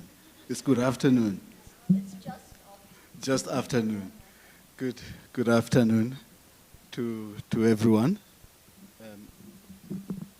I'm not very short. Yeah. Okay. Thank you, Program Director. Program directors are not thanked enough. It's a lot of work, and we appreciate it. Thank you very much for keeping everything together. Deputy Chief Justice, former Chief Justice Zondo, all the Judge Presidents, Deputy Judge Presidents, and all other members of the Judiciary, I greet you all. I also greet colleagues and friends. I can't say wives too, because I have one wife, and I thought she was going to be here, but she's not. But so I greet everyone. I'm not sure if any of you have experienced that situation with that uncle who at either a party or a gathering, when everyone has said everything properly and we are about to go, and they raise their hand and they go south with everything that they say. I hope not to be the uncle, but if I am, I beg your forgiveness. I am also going through some cognitive dissonance. You know, as a practicing lawyer, you have to follow precedent. You have to argue, make submissions, think in terms of the law and the Constitution. But as an academic, you have to sit back in certain instances and theorize, and therefore be critical of the very subject that you, for instance, teach or practice. And that in itself creates some cognitive dissonance. So that is what is happening to me now, some form of paralysis. And I want to begin my contribution with an apology. The apology is due to the fact that what follows will at times take an abstract form and may at times be torturous. But I ask that you stay with me, for the good book says the following in Revelation chapter 2, verse 8. It says, "Do not be afraid of what you are about to suffer. I tell you, the devil will put some of you in prison to test you, and you will suffer persecution for 10 days. Be faithful even to the point of death, and I will give you the crown of life." I also ask you not to despair in instances where my delivery becomes slightly abstract.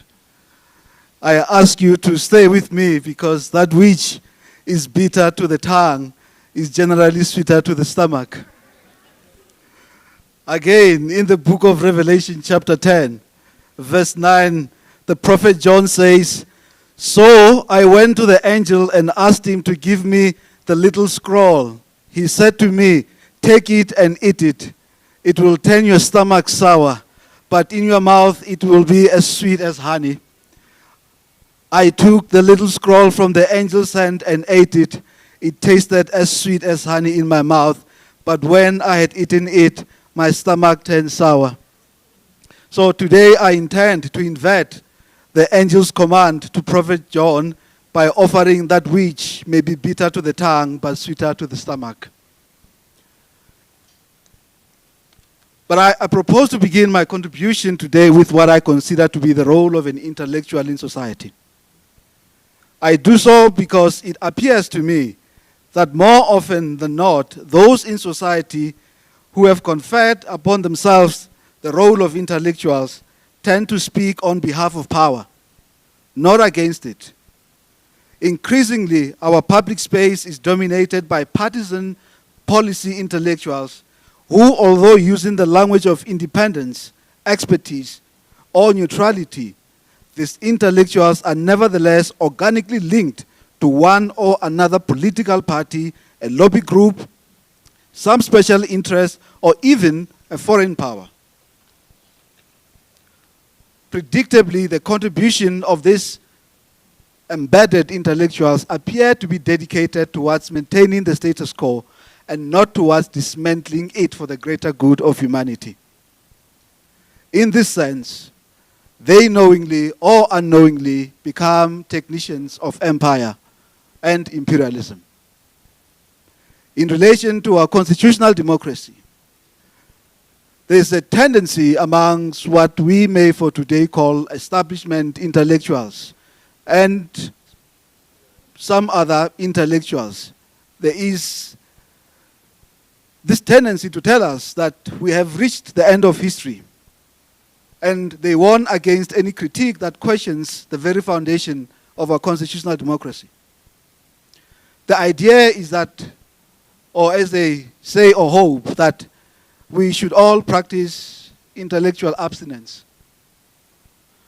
But is it not the case that the greatest tyrant is the one who demands silence? Is it not so that silence is the highest form of patriotism? Sorry, is it not so that dissent is the highest form of patriotism? This is precisely why I propose to begin with the role of an intellectual in society. The problem with embedded, or the problem of embedded intellectuals that I've just mentioned, is also accompanied by an equally insidious phenomenon.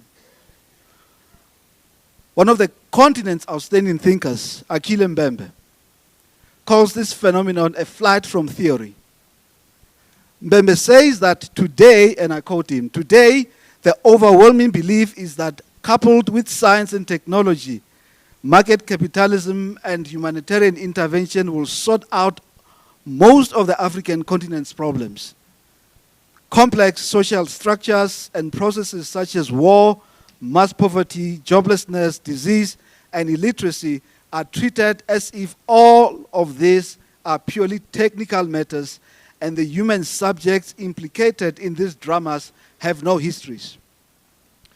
As radical changes have unfolded, each requiring ever more complex modes of explanation and understanding, ignorance has been harnessed as a resource, thus enabling knowledge to be deflected, obscured, or concealed in a way that has increased the scope of what remains unintelligible.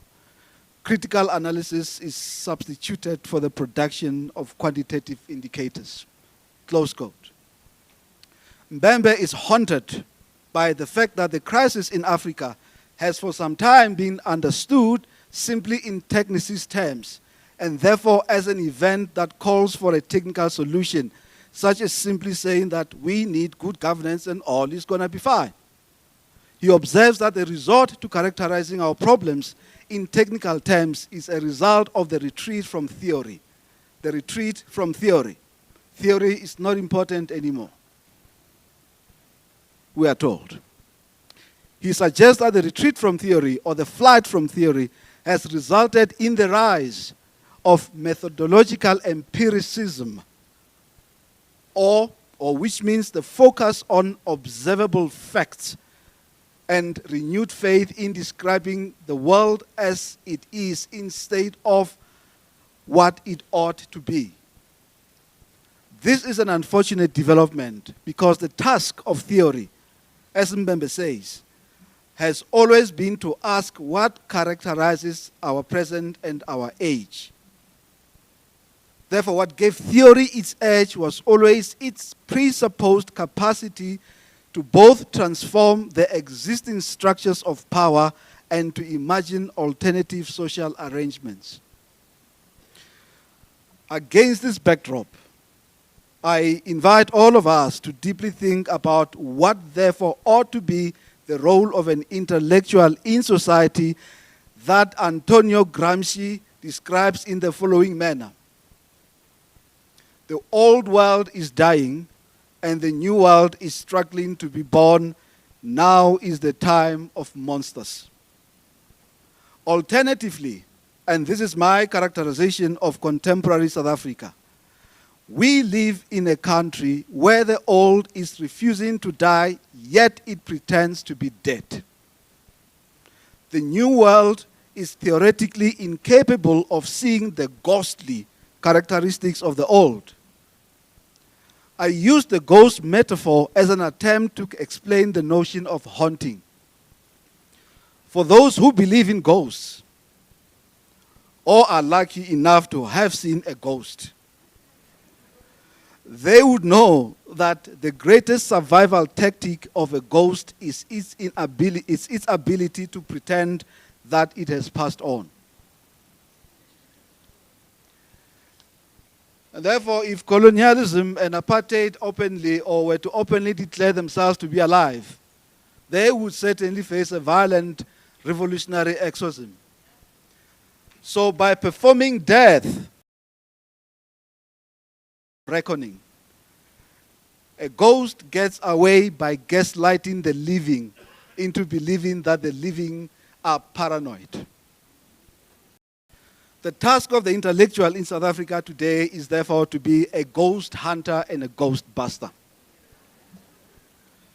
The task of the intellectual today is to name the ghost. The ghost loses its power to gaslight. Edward Said says that the intellectual's role generally is to dialectically and oppositionally both an imposed silence and the normalized quiet of unseen power wherever and whenever possible. The role of an intellectual is therefore to counter the dominant discourse which seeks to present injustice as normal and the fight against injustice as unrealistic, irrational, and utopian. I propose that any discussion relating to constitutionalism and the Constitution and how far we have come or whether we should celebrate or mourn our Constitution has to first reckon with contemporary South Africa. So you can't run and discuss the text without the context. And I propose to analyze contemporary South Africa by invoking Ngugi wa Thiong'o's novel called Wizard of the Crow. The reason I proposed an analysis of contemporary South Africa through the prism of a novel is because I believe that in certain instances it is through the works of fiction that the complexity of a political crisis is deconstructed.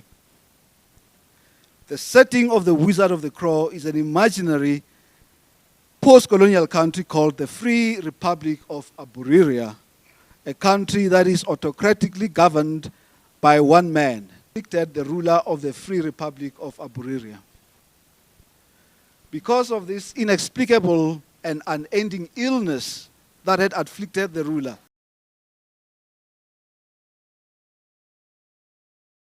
illness. This led to people developing different theories about the cause of the ruler's illness. In the main, the ruler's illness. However, due to time constraints, I will share only two theories that were developed by the people. The first theory developed by the people, or by some in the free, welled up inside the ruler. To rid himself of the anger, the ruler would belch abhorrently. He would belch, carefully count from 1 to 10, like 1, 2, 3, 4, up to 10. And other times the ruler would, after a meal, chant and say, ka, ke, ki, ko, ku. Still, the ruler's illness would not go away. The second theory was a curse from the cry of a male goat that was wronged. What had happened is the elders of the land, who were deeply concerned by the sight of blood flooding the land, decided to treat this evil as they had done with epidemics that threatened the survival of the community in the old days. But this time, instead of burying the evil inside the belly of a beast by inserting flies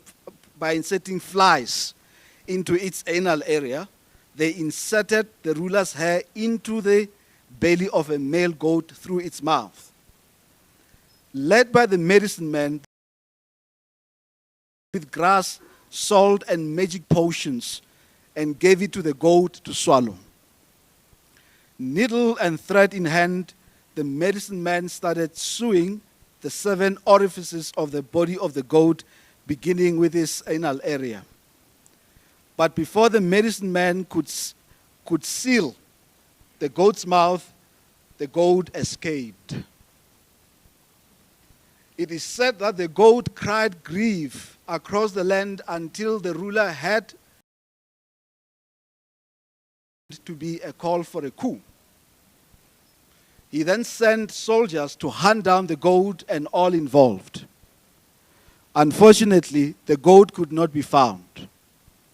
The ruler then went on to consult an oracle in the neighboring country. The oracle assured the ruler that the bearded goat posed no harm to his rule. Because of the bearded goat, the ruler became very sensitive to beards. Anything with beards terrified the ruler. As a result, the ruler decided to decree what came to be known as the law of the beard. In terms of the law of the beard, it was obligatory for all goats and humans to have their beards. Illness nonetheless persisted. The Free Republic of Aburirria is a country gripped by fear, cowardice, sycophancy, and those 7 months debating details of the ruler's birthday celebrations. It was compulsory for cabinet ministers' ties to have a picture of the ruler. The minister, do you have any? No. Okay. The emblem of the party led by the ruler featured the ruler's picture. One of the members of parliament even flew to London voluntarily to have an eye operation to enlarge his eyes so that he would be able to spot the enemies of the ruler no matter how far they are. The ruler was touched by the member of parliament's devotion and public expression of loyalty that even before the member of parliament returned home from England, the ruler had given him the Ministry of Foreign Affairs so that he can be his representative eye wherever and in whatever corner of the globe where the ruler had interests. Another member of parliament, not to follow suit, but because he did not have much money, he sold his father's plot and bought himself a ticket to France and booked himself into a hospital where he had his ears enlarged so that he would be able to hear better and therefore be privy to conversations between husbands and wives, students and teachers, all in the service of the ruler. His devotion to the ruler also did not go unnoticed, and he was made the Minister of State in charge of spying on the citizenry. The success of the 2 erstwhile members of parliament was ironically the beginning of their rivalry. One considered himself the ruler's eye and the other the ruler's ear. It was a mortal struggle regarding which organ was more powerful, the eyes or the ears. Wizard of the Crow is therefore an allegorical representation of what is wrong with the African continent, including our own country. It is a presentation and representation of a people who are biologically alive but have died a social death. It is a horrifying display of what happens when a people decide, either by default or by design, to surrender their agency and allow clowns to be kings. It is safe to conclude that we are today, in our own way, in South Africa, a flamboyant iteration of the Free Republic of Aburirria. The Free Republic of Aburia represents Fanon's characterization of the post-colonial African national middle class and ruling elite that is intellectually lazy, spiritually bankrupt, bereft of ideas, and characterized by cowardice.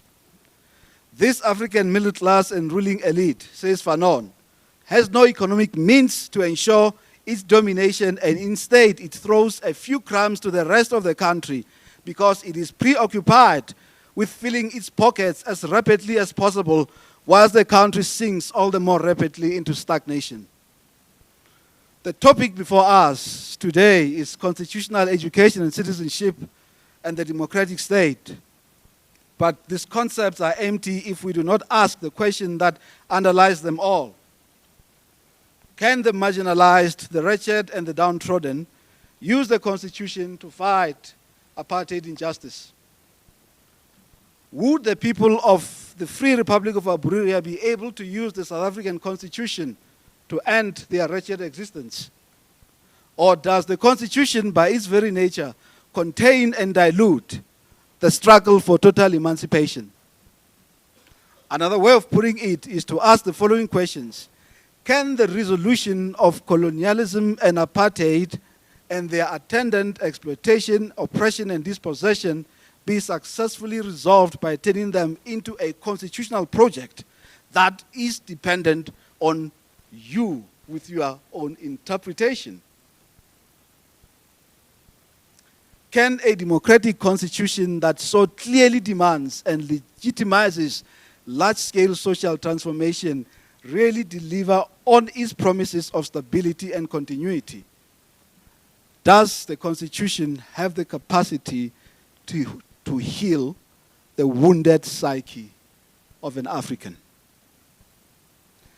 These are the questions that any discussion on constitutional education, citizenship, and the democratic state must confront. They lie at the heart of how people experience their lived realities under a constitutional order. However, rather than engaging with the dominant discourse and counter-discourse relating to constitutionalism and the Constitution, I am suggesting a paradigm shift. In suggesting a paradigm shift, I am attempting deliberately to break with the spirit of our times, because I'm afraid that South Africa has reached an inflection point. And to quote Akile Mbemba again in his book titled Necropolitics, I am truly, truly afraid that the tank is almost full and twilight cannot be delayed. Whether or not this denouement takes place in a deluge of fire, we really will find out soon, one day.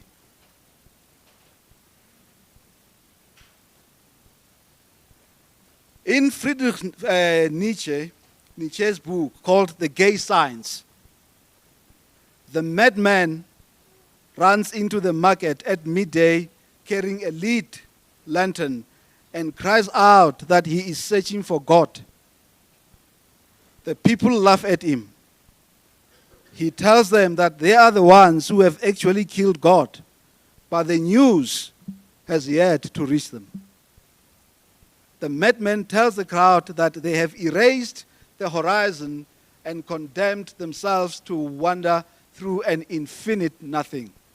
But he realizes that he has come too early. They do not understand what they have done. I am afraid that as a country we may be behaving like the crowd in the marketplace, which has metaphorically killed God but is unaware of the news of God's death. These are morbid times that require that we take both the past and the future more seriously. Poverty, destruction, anti-black racism, racialized unemployment, racialized inequalities, and general disenchantment have become the characteristic of our time. This is precisely why I am of the view that the situation in our country and in the continent and the world require more complex modes of theorizing and explanatory power. I propose that key to this is to consistently engage in epistemological rupture. The paradigm shift I'm proposing is precisely such an attempt. It is on this basis that I therefore want to propose that perhaps our liberal democratic constitution, like all Western-centered liberal constitutions, contains an irreducible paradox, and that this paradox is structural.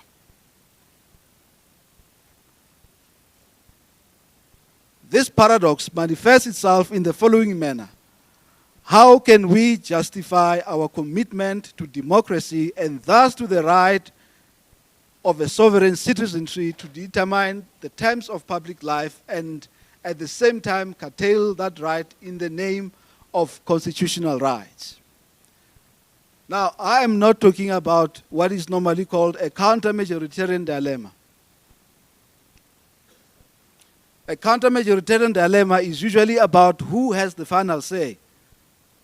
It asks the following question.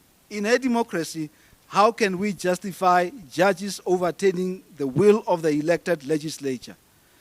With a counter-majoritarian dilemma, the debate is about institutions, for instance, the legislature versus the courts, and how to balance them. However, the focus on institutions misses the point. The real problem is not about conflict between branches of government. Consider the fact that this is a paradigm shift that I'm suggesting. The real issue that I'm addressing is a philosophical paradox, which is at the heart of our constitutional dispensation. The tension I am referring to is not a simple institutional design problem to be resolved by better checks and balances. It is a structural feature of any Western liberal constitutional democracy. The counter-majoritarian dilemma is merely a symptom of this much deeper, irreconcilable, irreducible conflict that ultimately results in a paradox. So, I'm going to skip quite a number of things, but I want to come to where I'm saying that, as I've mentioned, that the tension is structural, and by structural, I really mean that the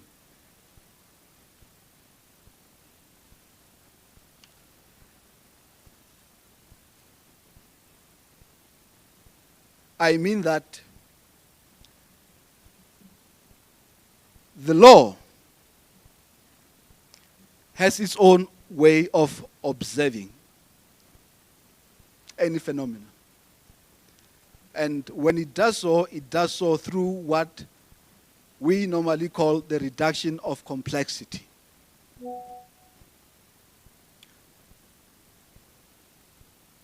So this is what is peculiar about modern Western law.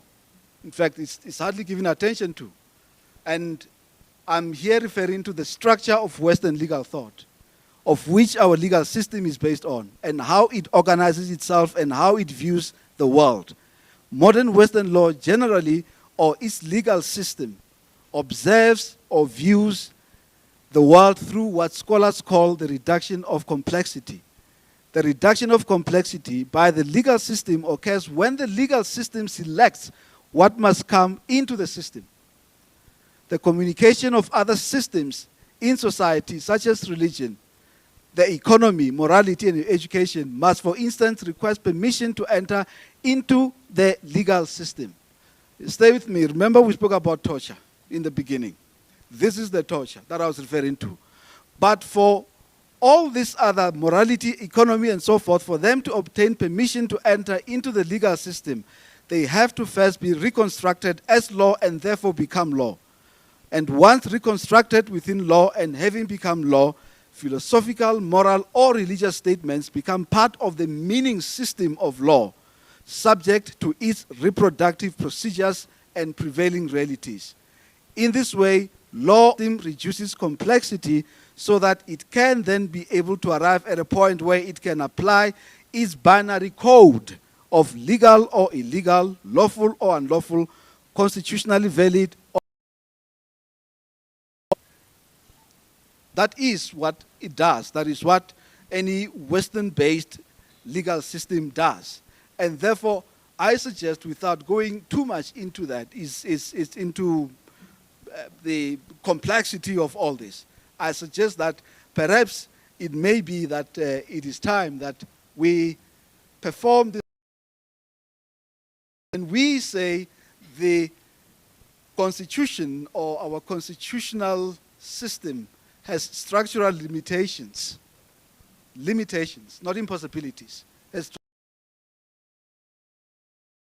sloganeering. It means that we know exactly what we are referring to.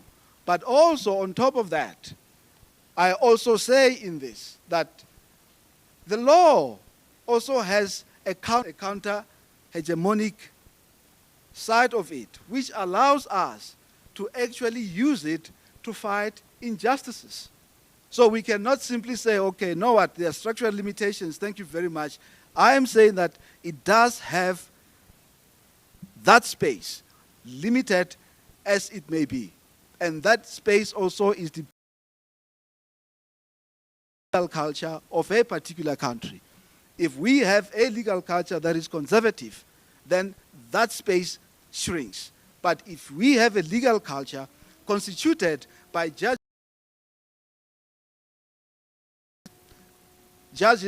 who take seriously the plight of the marginalized, the downtrodden, the wretched, then that space opens up nicely, and we therefore have to use it. So that is the counter-hegemonic side of what we have. So it's not all lost. In conclusion, I return to the question that has guided us throughout, and that is, can the people use the Constitution to fight the injustice of the past and the present? The suffering that settler colonialism, racism, and racial capitalism continue to inflict on black people is not merely an injustice to be corrected in the future, but it is a form of ongoing violence and war that demands immediate, drastic response. One thing that frustrates me, it's Agenda 2050. When someone says Agenda 2050, when someone says we will be able to sort out these issues in the next 50 years, I think, if I were to be brutal, I think in actual fact we must start saying that is a form of madness. It just doesn't make sense that you know exactly what needs to happen, how it needs to happen, unless you don't know, in which case you must not be in charge. But you should be able to resolve things very quickly, unless, of course, you've adopted policies that do not allow you to fix things as quickly as it is. We need to start saying that, you know, the way that, you know, you go to court and there's a judgment after a month and then life goes on. Why can't our government just fix things the way it's supposed to fix them? It is a ruse and a form of abdication to say that we are going to fix things in the next 50 years. And some people who say we'll fix them in the next 50 years are aware that in 50 years they won't be around.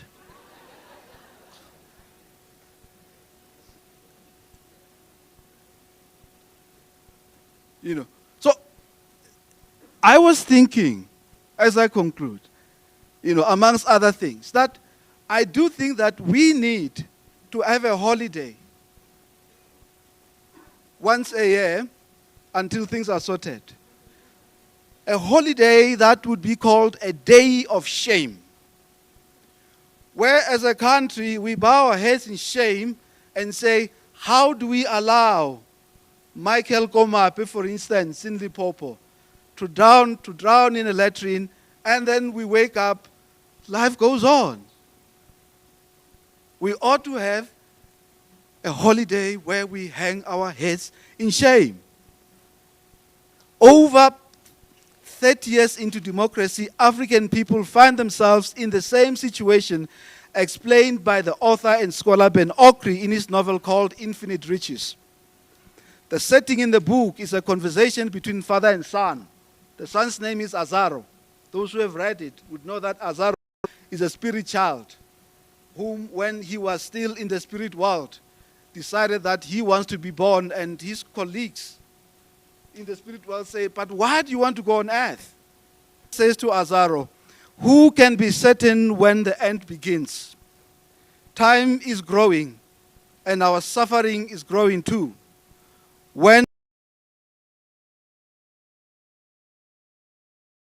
alter the future of the world, one revelation, one dream, but who will dream that dream, and who will make it today is the urgency of national liberation for African people. In fact, I want to be controversial.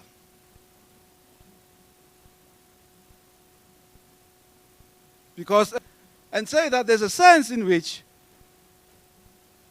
we need a jurisprudence of liberation in this country.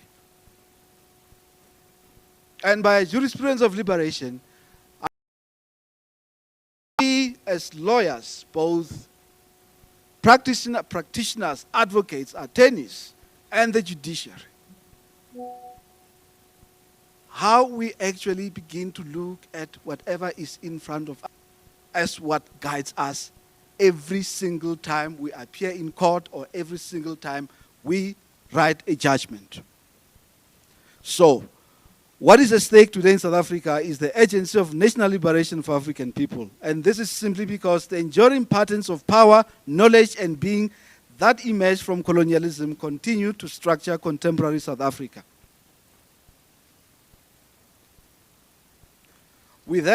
I argue that we need a paradigm shift. And I'm going to promise you, this is the last paragraph that I'm going to share with you. And I am suggesting that perhaps jurisprudence and legal theory can learn a few things from quantum physics. Quantum physics tells us that reality is not fixed. It tells us that two objects can be in the same place at the same time, and that multiple possibilities. The theory of superimposition. Quantum physics tells us that the observer does not simply discover what is already there. The observer participates in creating what becomes real. And perhaps we need a similar openness in our constitutional thinking. Perhaps we need to recognize that the Constitution does not have a single fixed meaning. It contains multiple possibilities. This is not about relativism. It is about humility. It is the recognition that no single interpretation is final, and the law cannot see everything, and that we must remain open to what it cannot see. With that, I decided not to torture you too much, but I do hope that the torture and the bitter taste will be sweeter to the stomach, and I thank you very much. Thank you. Professor Shah, I don't think I gave you enough credit as an academic. I think you've given us all. I can read Achille Mbembe and Frantz Fanon, of which I have many in my bookcase, but don't read very much of.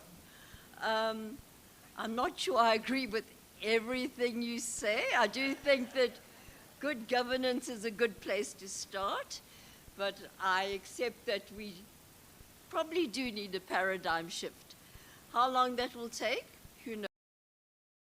Thank you for giving us food for thought and making us think outside the box, and being the intellectual that you are. We acknowledge you for that. I think, though I could be wrong,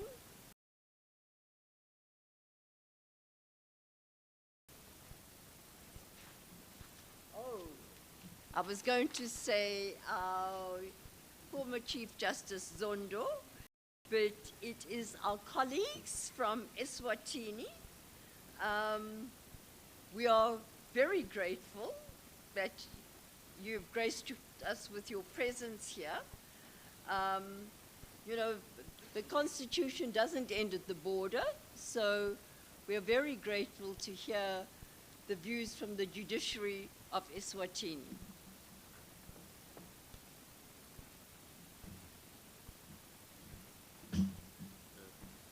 Thank you, Program Director. Former Chief Justice will speak after we were tortured here. I'm still trying to gather my thoughts. They've been established. I do want to say one thing before I get into my short remarks, very short remarks. I was speaking somewhere. Once I was done, a gentleman that I did not know approached me and said to me, why are you tricking us? When your speech, you take off your glasses. You wear the glasses to pretend that you've got problems with your eyes. And I looked at him and I thought, I realized that it would not be worth it. So I want to take off my glasses. I have problems with my eyes. When my vision is okay. So I do have a problem with my eyes. So please allow me to read my short notes, please. Thank you.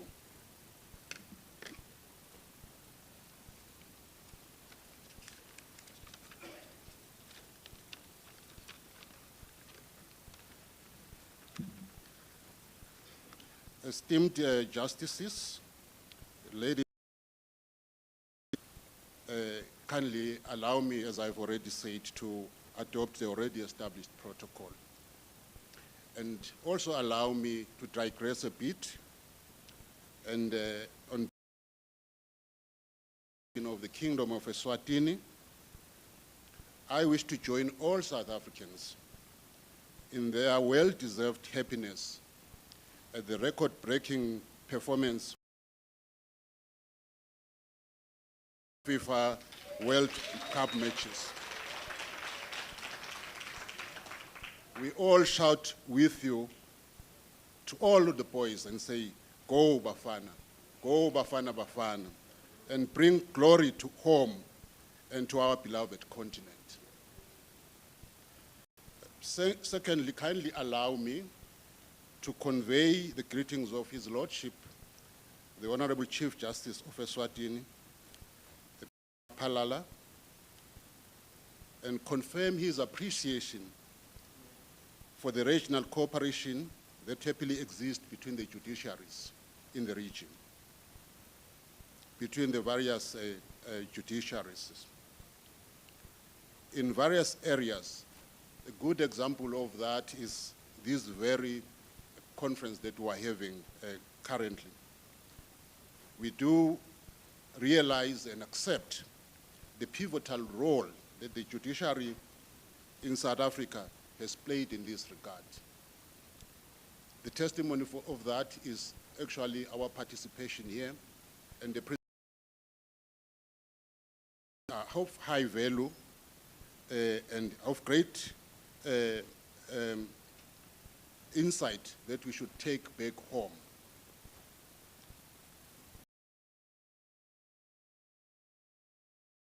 In the 30 years of this remarkable journey of the South African judiciary, we want to applaud the judiciary in the Republic of South Africa. Virtually to the continent through various programs that are done under the auspices of the Justice College, JIFA, and SAJEI. We have benefited a lot. At this juncture, allow me, on behalf of the Eswatini delegation, to thank the Office of the Chief Justice, SAJEI, the officials and individuals who have played a role in organizing this important event, and for the remarkable facilities that have been placed at our disposal since our arrival. Thank you for the warm welcome. The legal footprints of the jurisprudence emanating from South Africa and its positive impact within various jurisdictions, including Eswatini, in post-apartheid South Africa is unmistakable.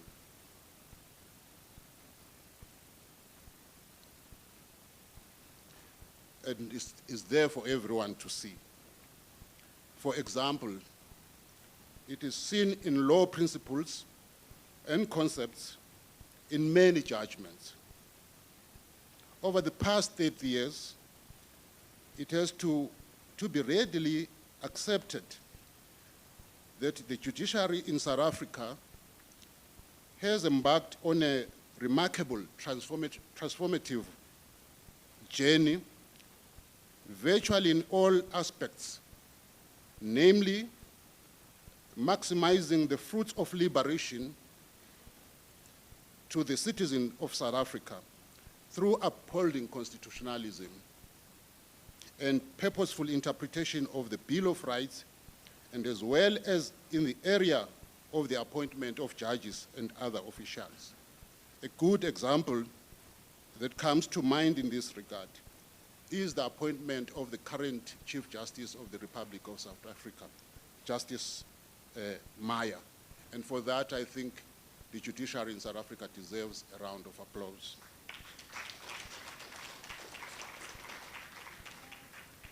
And indeed, there are several lady justices that have been appointed in the Republic of South Africa, including the President of the Supreme Court. The Supreme Court of Appeal, sorry, I apologize for that.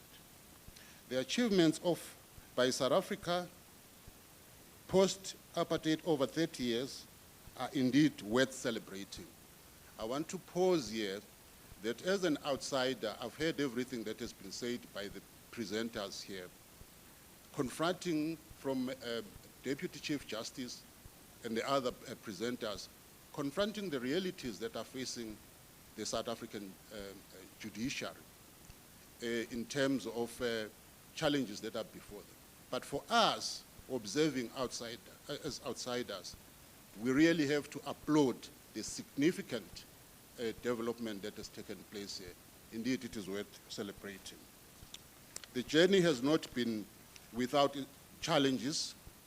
However, through resilience and commitment to uphold the letter and the spirit of the Constitution, to foster a fair, non-racial, non-sexist, and a democratic society, I believe that the South African judiciary has earned a well-deserved recognition within and outside the continent. We, as the judiciary in the Kingdom of Eswatini, we rely on the judgments that we are produced here in South Africa, where they are considered of persuasive value, and indeed they shape the kind of judgments that we write. We may have different constitutional dispensations, but the principles and the tools of understanding and implementing the constitutional values of the respective countries, we also adopt the same in the kingdom. Of course, we have different constitutional dispensations, but it doesn't mean that a Bill of Rights in South Africa has to be interpreted differently from a Bill of Rights in the Kingdom of Eswatini. The principles must be the same within the different contexts that are existing there. So we are grateful as a delegation, we are grateful for the close relationship that the two judiciaries have, and indeed with the rest of the region of Southern Africa. It will be remiss of me as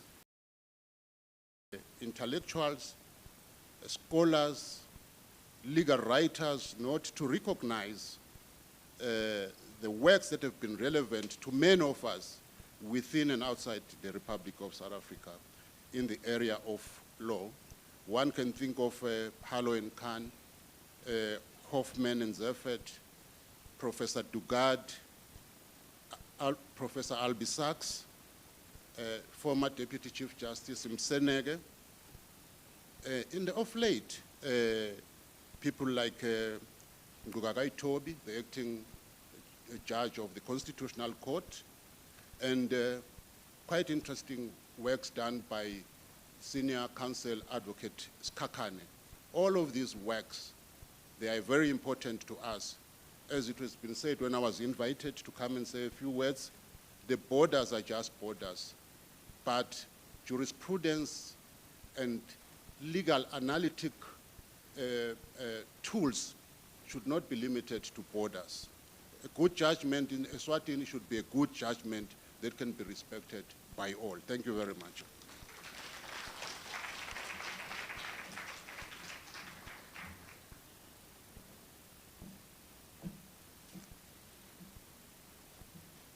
Thank you very much to our colleague and brother from the Kingdom of Eswatini. We're most honored by your presence, and thank you for your kind words.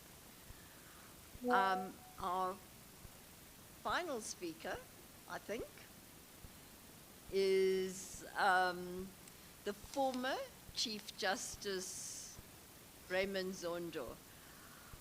If I were to tell you all his qualifications and all his accolades, I would be here forever. But let me just say, he's got a B Juris, an LLB, he's got an LLM cum laude in labor law, he's got an LLM with specialization in commercial law, he's got an LLM in patent law in the University of South Africa.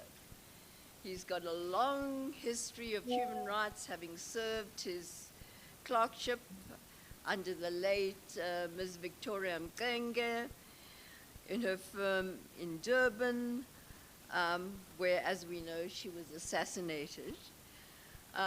He has also served on the bench since 1997. Since 1997.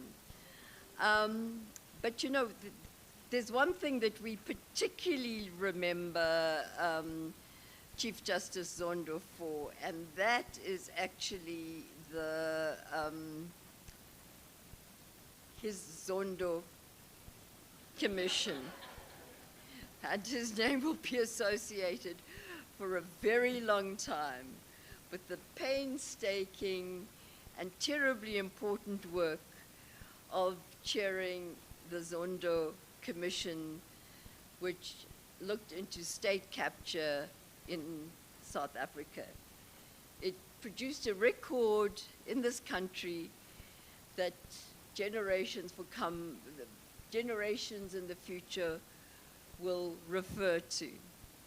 It showed in documented detail what happens when institutions fail to guard the Constitution, and it showed equally what happens when individuals within those institutions choose to hold the line, as did Chief Justice Zondo.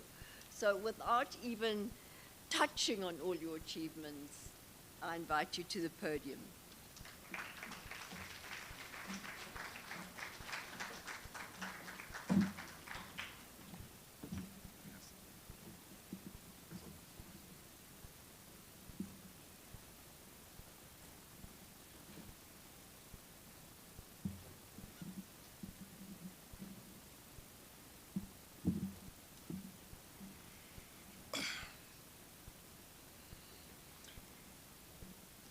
Thank you very much, Program Director, Justice Nichols, not Nicholson.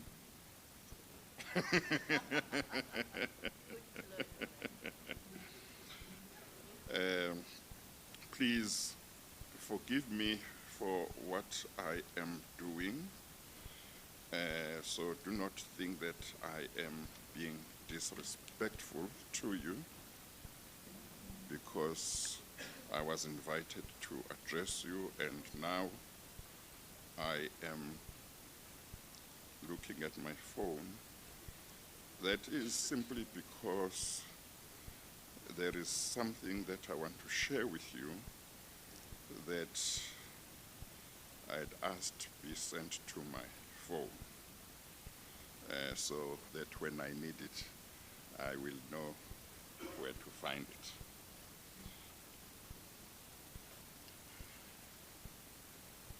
This thing is small.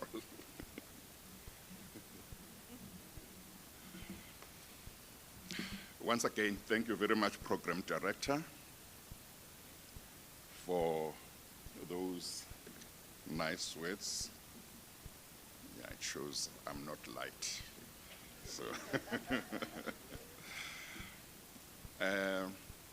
allow me please to stand on the protocol that has already been observed, but I do have to single out an acknowledgement of the Deputy Chief Justice of the Republic of South Africa, the President of the Supreme Court of Appeal, the Acting Deputy Chief Justice is sitting right at the corner there, the Acting Deputy Chief Justice of the Republic, the Judges President present here, the Deputy Minister in his absence, he has left, our colleagues from Eswatini. I heard that there are ambassadors also present here. I extend my acknowledgement of their presence here today as well. Deputy Chief Justice, you reminded me that you and I started on the bench at the same time. That was 1997, a long time ago. We started in the labor court, initially as acting judges and then later on as permanent judges. And somehow, something very interesting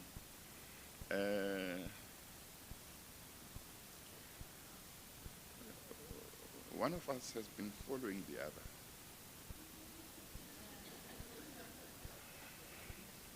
I became the Judge President of the Labor Appeal Court in 2000 and continued up to 2010.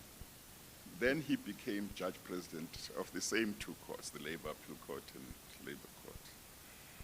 And later I became Deputy Chief Justice in 2017 in the Constitutional Court. He is Deputy Chief Justice of the Republic of South Africa. So our paths have something in common. I know that we don't have a luxury of time, so I will try and not detain you for too long. But I wish to first begin by expressing my appreciation and gratitude to the leadership of SAJEI and Freedom Park for organizing this special gathering and for inviting me not only to be part of this special gathering, but also to share some thoughts with you. It is an honor to be here and to have been asked to be here because indeed, when as a country you reach the milestone of 30 years of your constitution, it is something special.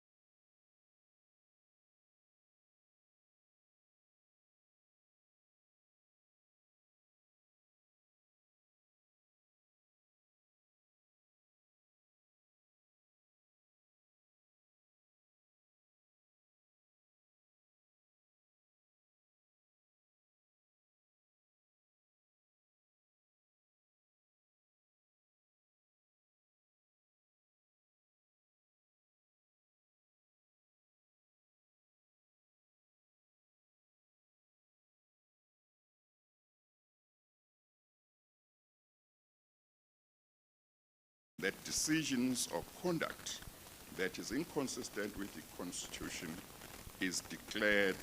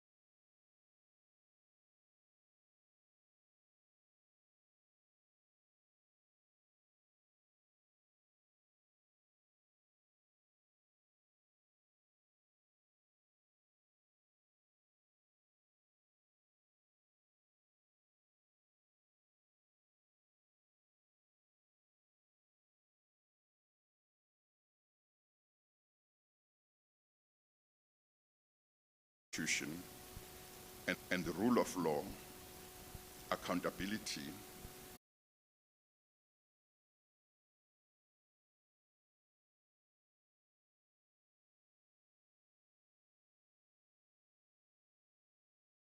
Constitution and the rule of law, accountability, and the advancement of human rights and freedom. Some of the cases involved the failure by Parliament. Important to just read to you one paragraph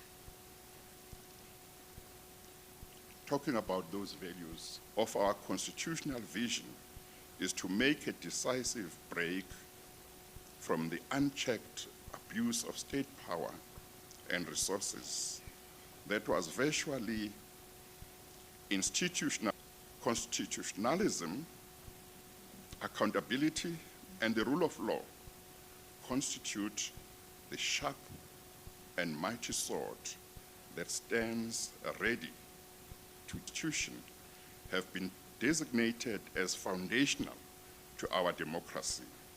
This in turn means that as pillar stones of this democracy, they must be observed. All should be driven by a moral obligation to ensure that the continued survival, of our democracy through protections.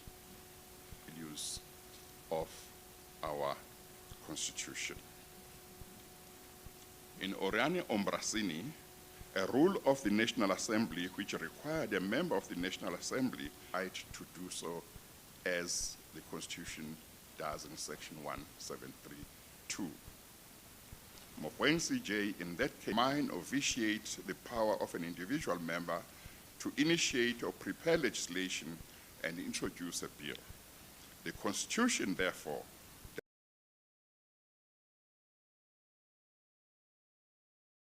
or content-based limitations on the exercise of the constitutional power of its members, but rather contemplates rules that are procedural in nature.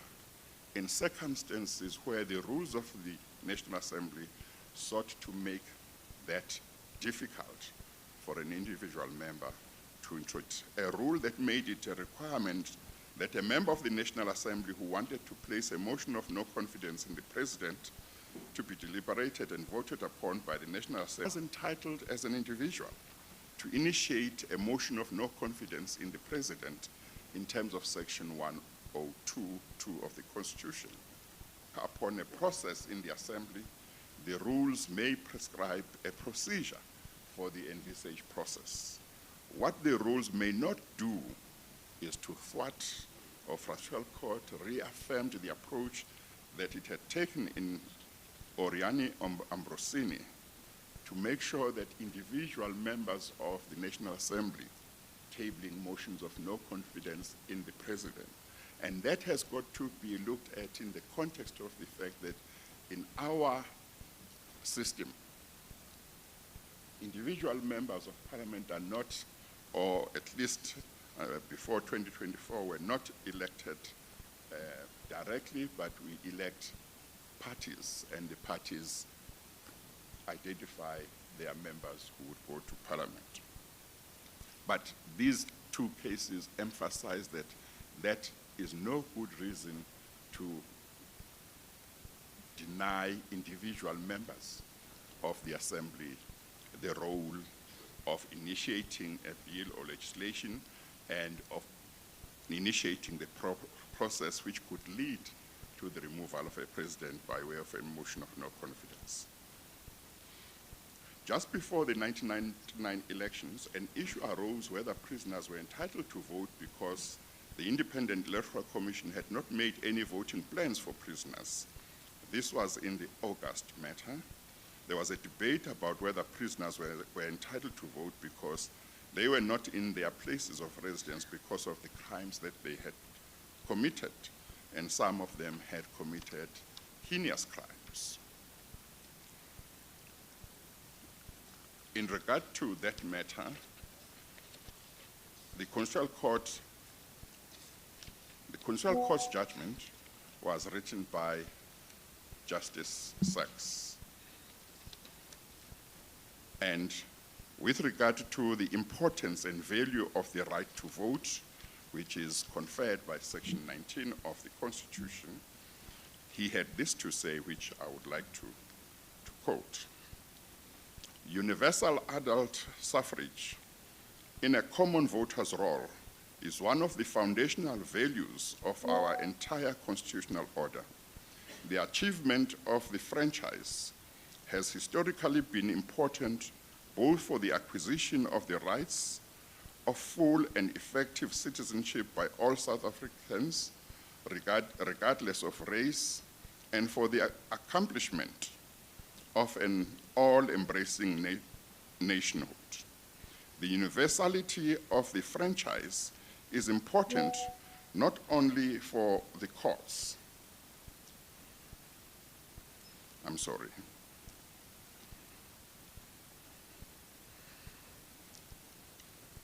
I'm not going to take off my specs in order to see better here, but the font is small. I'm just going to read. The universality of the franchise is important not only for the nationhood and democracy. The vote of each and every citizen is a badge of dignity and of personhood. Quite literally, it says that everybody counts. In a country of great disparities of wealth and power, it declares that whoever we are, whether rich or poor, exalted or disgraced, we all belong to the same democratic South African nation, that our destinies are intertwined in a single interactive polity. Rights may not be limited without justification, and legislation dealing with the franchise must be interpreted in favor of enfranchisement rather than disenfranchisement. That is what SAJEI said in regard to the importance of the right to vote. The Constitutional Court held in that case that the right to vote was conferred on every citizen aged 18 and above, and there was no legislation that limited that right in respect of prisoners, it accordingly ordered the IEC to make necessary plans to ensure that the prisoners would be able to exercise their right to vote. The importance of this case, again, is that we have a situation where, had it not been for the intervention of the judiciary, the whole population of prisoners were facing the risk of not being allowed to exercise their right to vote. And therefore, the judiciary was advancing our constitutional democracy and protecting the Constitution. In Richter, the Constitutional Court held that legislation that made it possible for some categories of citizens who would be out of the country on polling day to vote outside the country, but did not include other categories who would also be out of the country on polling day, unjustifiably infringed the latter category's right to vote. The Constitutional Court held that whether or not such statutory provisions limited the right to vote depended upon whether the citizens would not be able to vote after taking reasonable steps to do so. The court found that in that case, the citizens' consent would not be able to vote even after taking reasonable steps to be able to vote. The court made an order effectively requiring the Electoral Commission to ensure that even though those people would be out of the country on polling day, they would be able to vote. This judgment benefited many people who would have been out of the country on polling day and would otherwise not have been able to vote. In Richter, therefore, the judiciary advanced our constitutional democracy because it enabled those categories of voters to vote even from outside our country. In New Nation movement, the Constitutional Court had to decide an issue that was of great importance, not just to a large section of society, but to the whole of South Africa, because it related to South Africa's constitutional democracy. From 1994 up to before our 2024 national and provincial elections, we never had any elections in which, or national and provincial elections in which we could vote for individuals who, if elected, would hold public office in the national parliament or in provincial legislatures. Our system allowed voters to only vote for political parties who in turn selected among their members persons who would represent them in the national parliament and in provincial legislatures.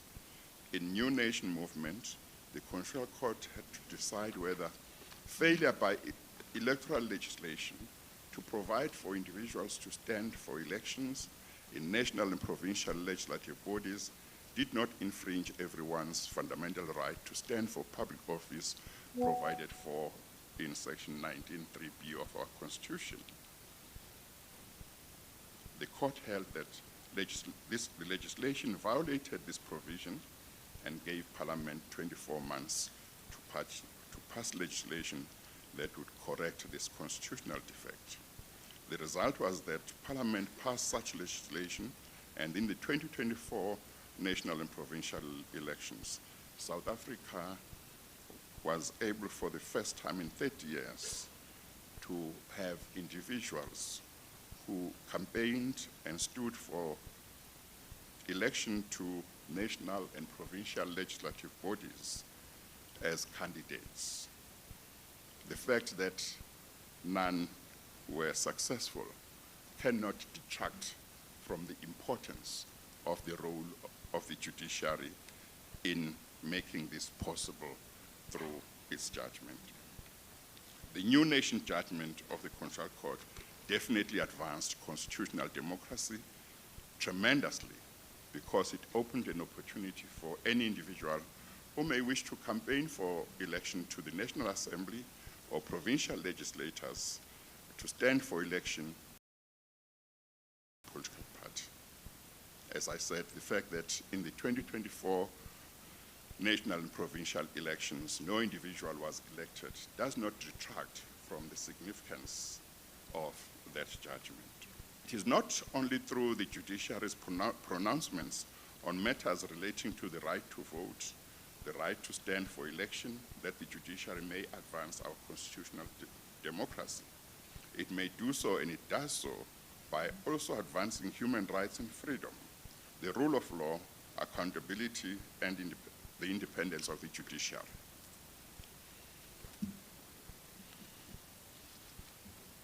Excuse me.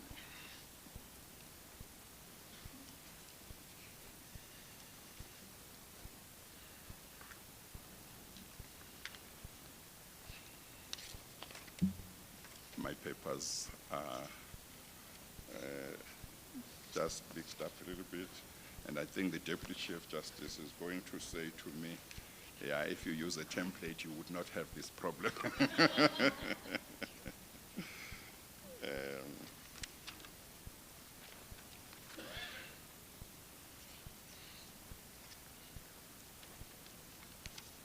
The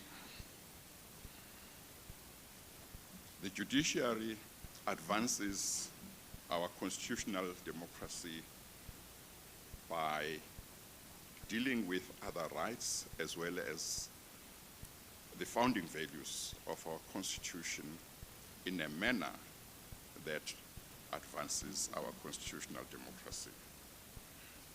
One of the matters which provided a serious challenge to the judiciary of South Africa happened a few years ago when a former head of state defied a summons to appear before the State Capture Commission, and the commission had to approach the courts in order to vindicate the rule of law. It happened also after the Constitutional Court had issued its order and the former head of state had defied that court order. That is one of the most important developments that all of us, not just the judiciary, should reflect on to say, in these 30 years of this Constitution, that is one of the things that happened. But we must appreciate the manner in which the judiciary dealt with the issue under very difficult circumstances. And those of you who were here around that time will remember that there were people who were gathering day after day who were vowing that the order of the Constitutional Court would not be carried out as long as they were alive. There was intimidation directed at the judiciary, but our judiciary stood its ground. And I think for that, we must, as a people, remain grateful, because the consequences of what could have happened if the judiciary had failed to uphold the rule of law could have been very dire for our constitutional democracy.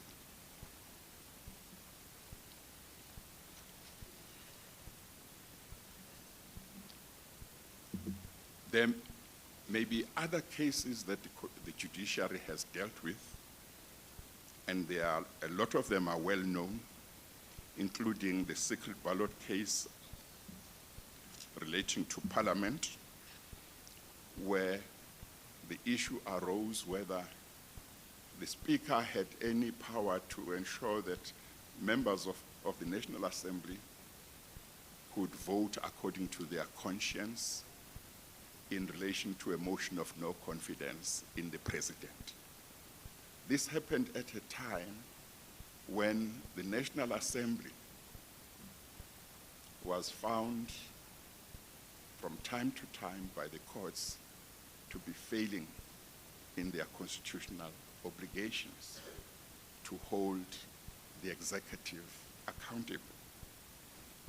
And the Constitutional Court had held in that case, UDM versus Speaker of the National Assembly, that the Speaker had a discretion to have the ballot conducted secretly. And indeed, the Speaker went ahead to direct that the ballot would be conducted secretly. But of course, the result might not have been different from what it would have been if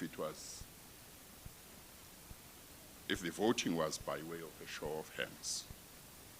But again, what that judgment of the Constitutional Court signifies is the ability of the Constitutional Court or the Judiciary to interpret the Constitution and legislation enacted to give effect to the Constitution in a way that advances democracy.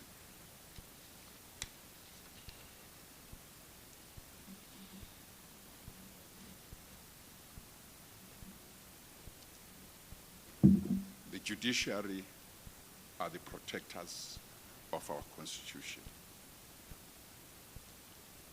The judiciary are the guardians of our Constitution.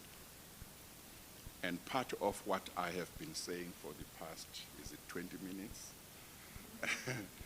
is to show how the judiciary has protected the Constitution and advanced constitutional democracy.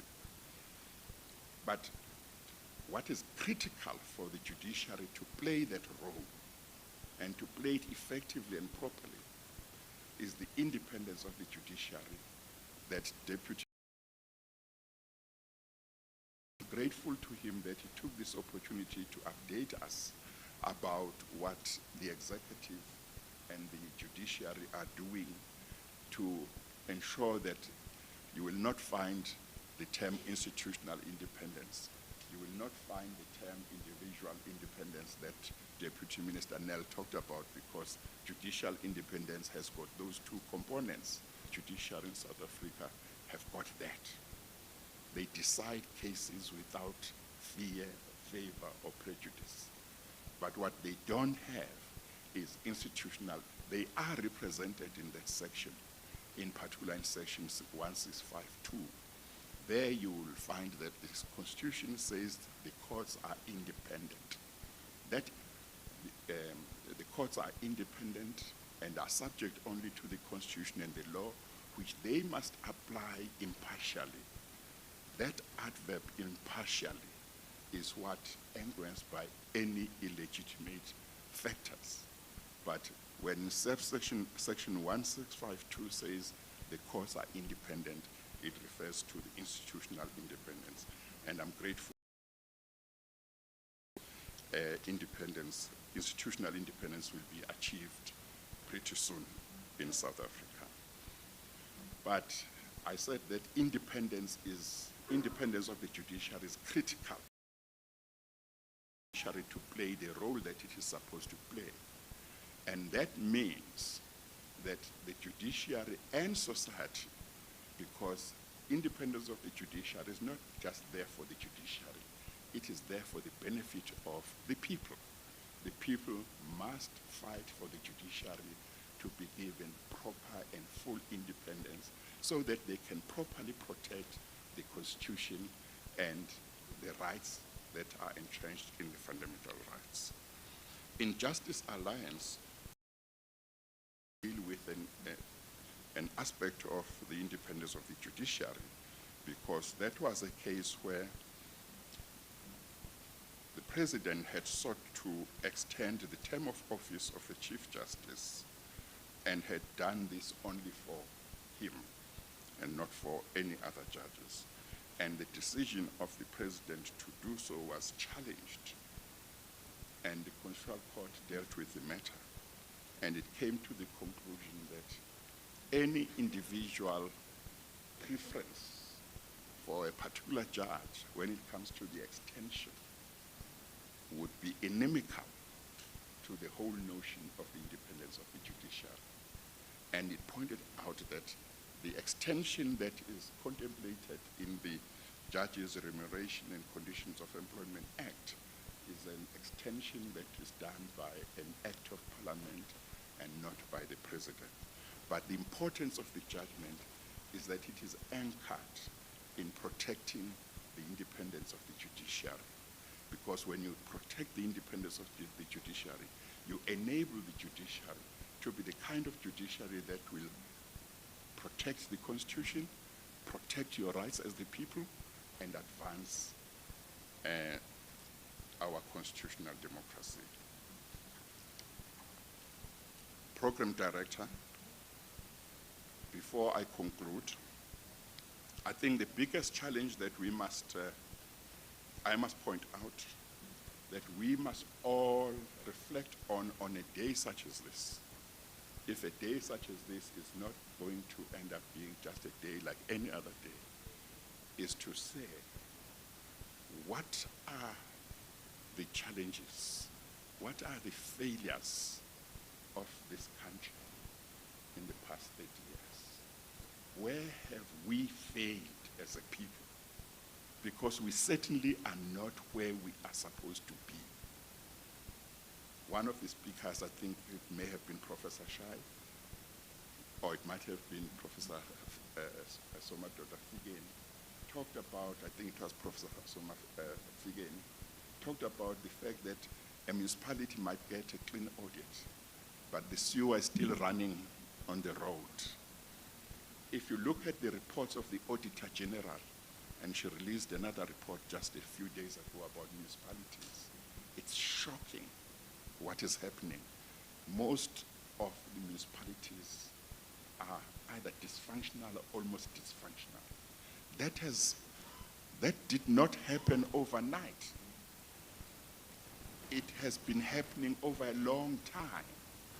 And the Auditor General has been giving reports saying exactly what is wrong and what should be done.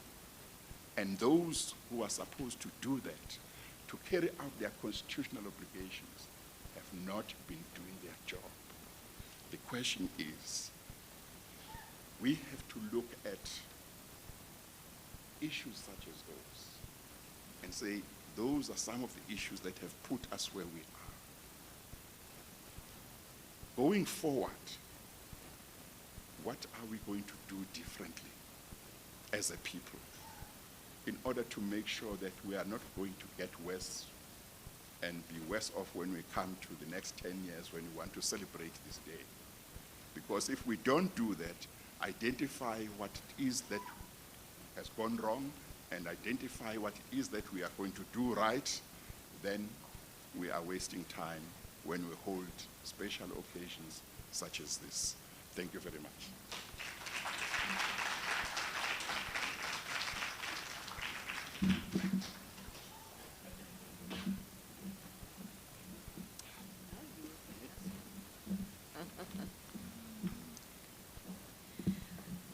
Thank you, former Chief Justice Zondo, for your inspiring words and for stressing the importance of the independence of the judiciary. What you're not just saying, but you've actually lived through. And also thank you for pointing out the failures and the successes and pointing us in a way forward, how we can actually try and address the failures. But the one thing that we cannot afford is complacency. We've now reached the end of the program, so our acting Deputy Chief Justice Nhlanhla is going to give a word of thanks, I hope.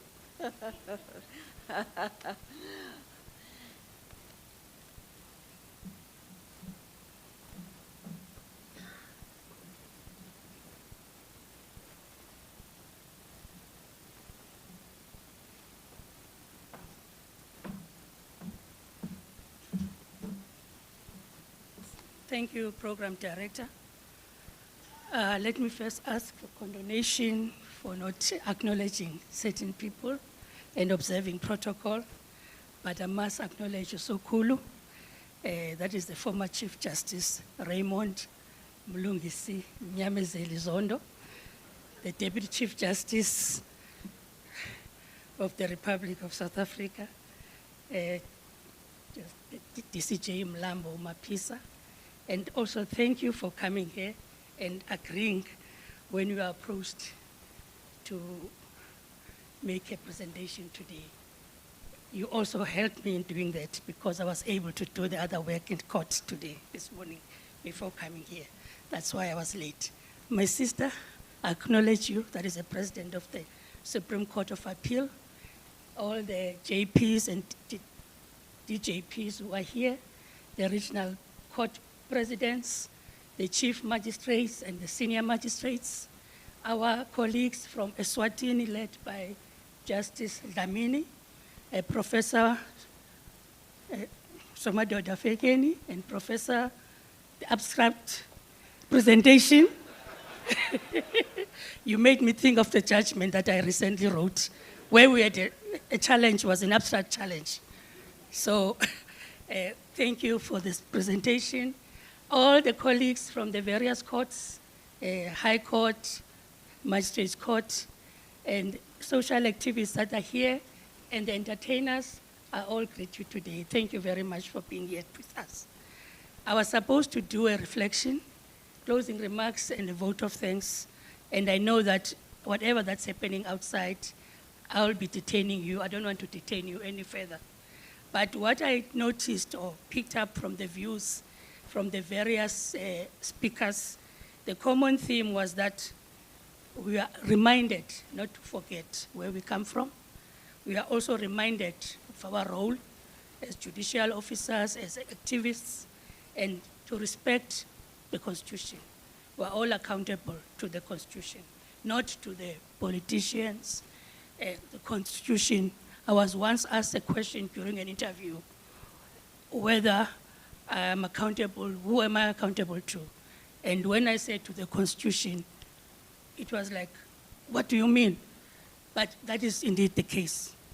And the role of the judiciary is important, and the jurisprudence. And we must reaffirm our collective commitment to the Constitution. And I would like to just wrap up and extend a deepest gratitude to our speakers, starting from the DCJ, who took us through the struggles, reminded us about the struggles, the process taken in writing and adopting the Constitution, and the jurisprudence of the Constitutional Court. The Deputy Minister, I always like it when he reminds us and takes us through and asks us to recite the preamble. If one reads the preamble, everything is there. It's a constant reminder. And I am grateful and thanking him for the speech that he made today. Professor, you touched on something important, the importance of civic education and the levels of equality that still remain, despite the fact that today we are celebrating 30 years of the Constitution, and that there are challenges that must be addressed. So it's another reminder that something must be done. And the role of the intellectuals, abstract challenges, we are grateful for that, but you really gave us, it was a tough one, but you did warn us. I must accept that. Thank you very much.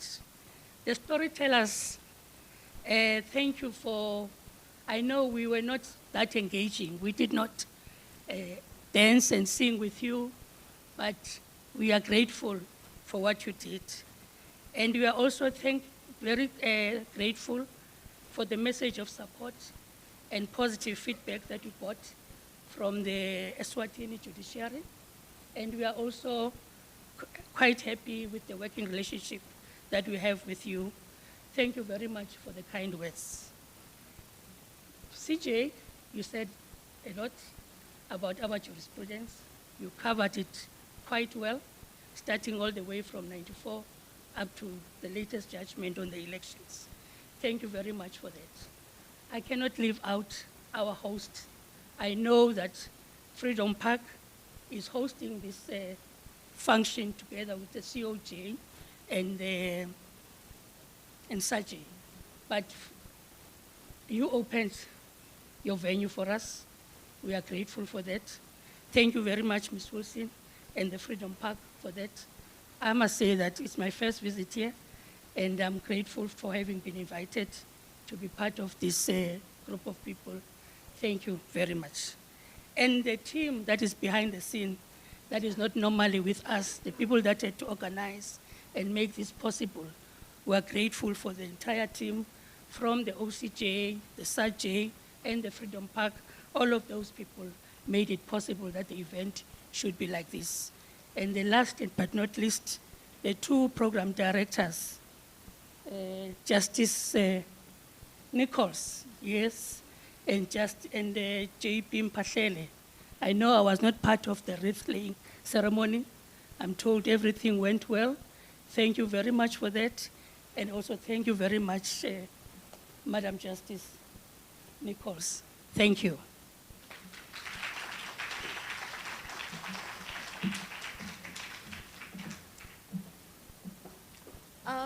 We have now come to the end of our program. As we leave here today, we must just remember the Constitution is not only our history, it's our responsibility, it is our future.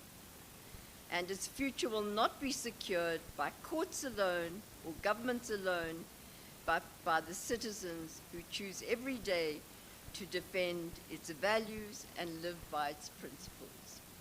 So I won't thank everyone that Justice Mplanhla has already thanked, but I just want to tell you that lunch will be available in the conference room for the Deputy Chief Justice, the former Chief Justice, the President of the Supreme Court of Appeal, SAJEI judges and Constitutional Court judges, heads of court, and the judges of Eswatini. I think the other delegates will eat outside, but no doubt OCJ people will lead us to our correct venues.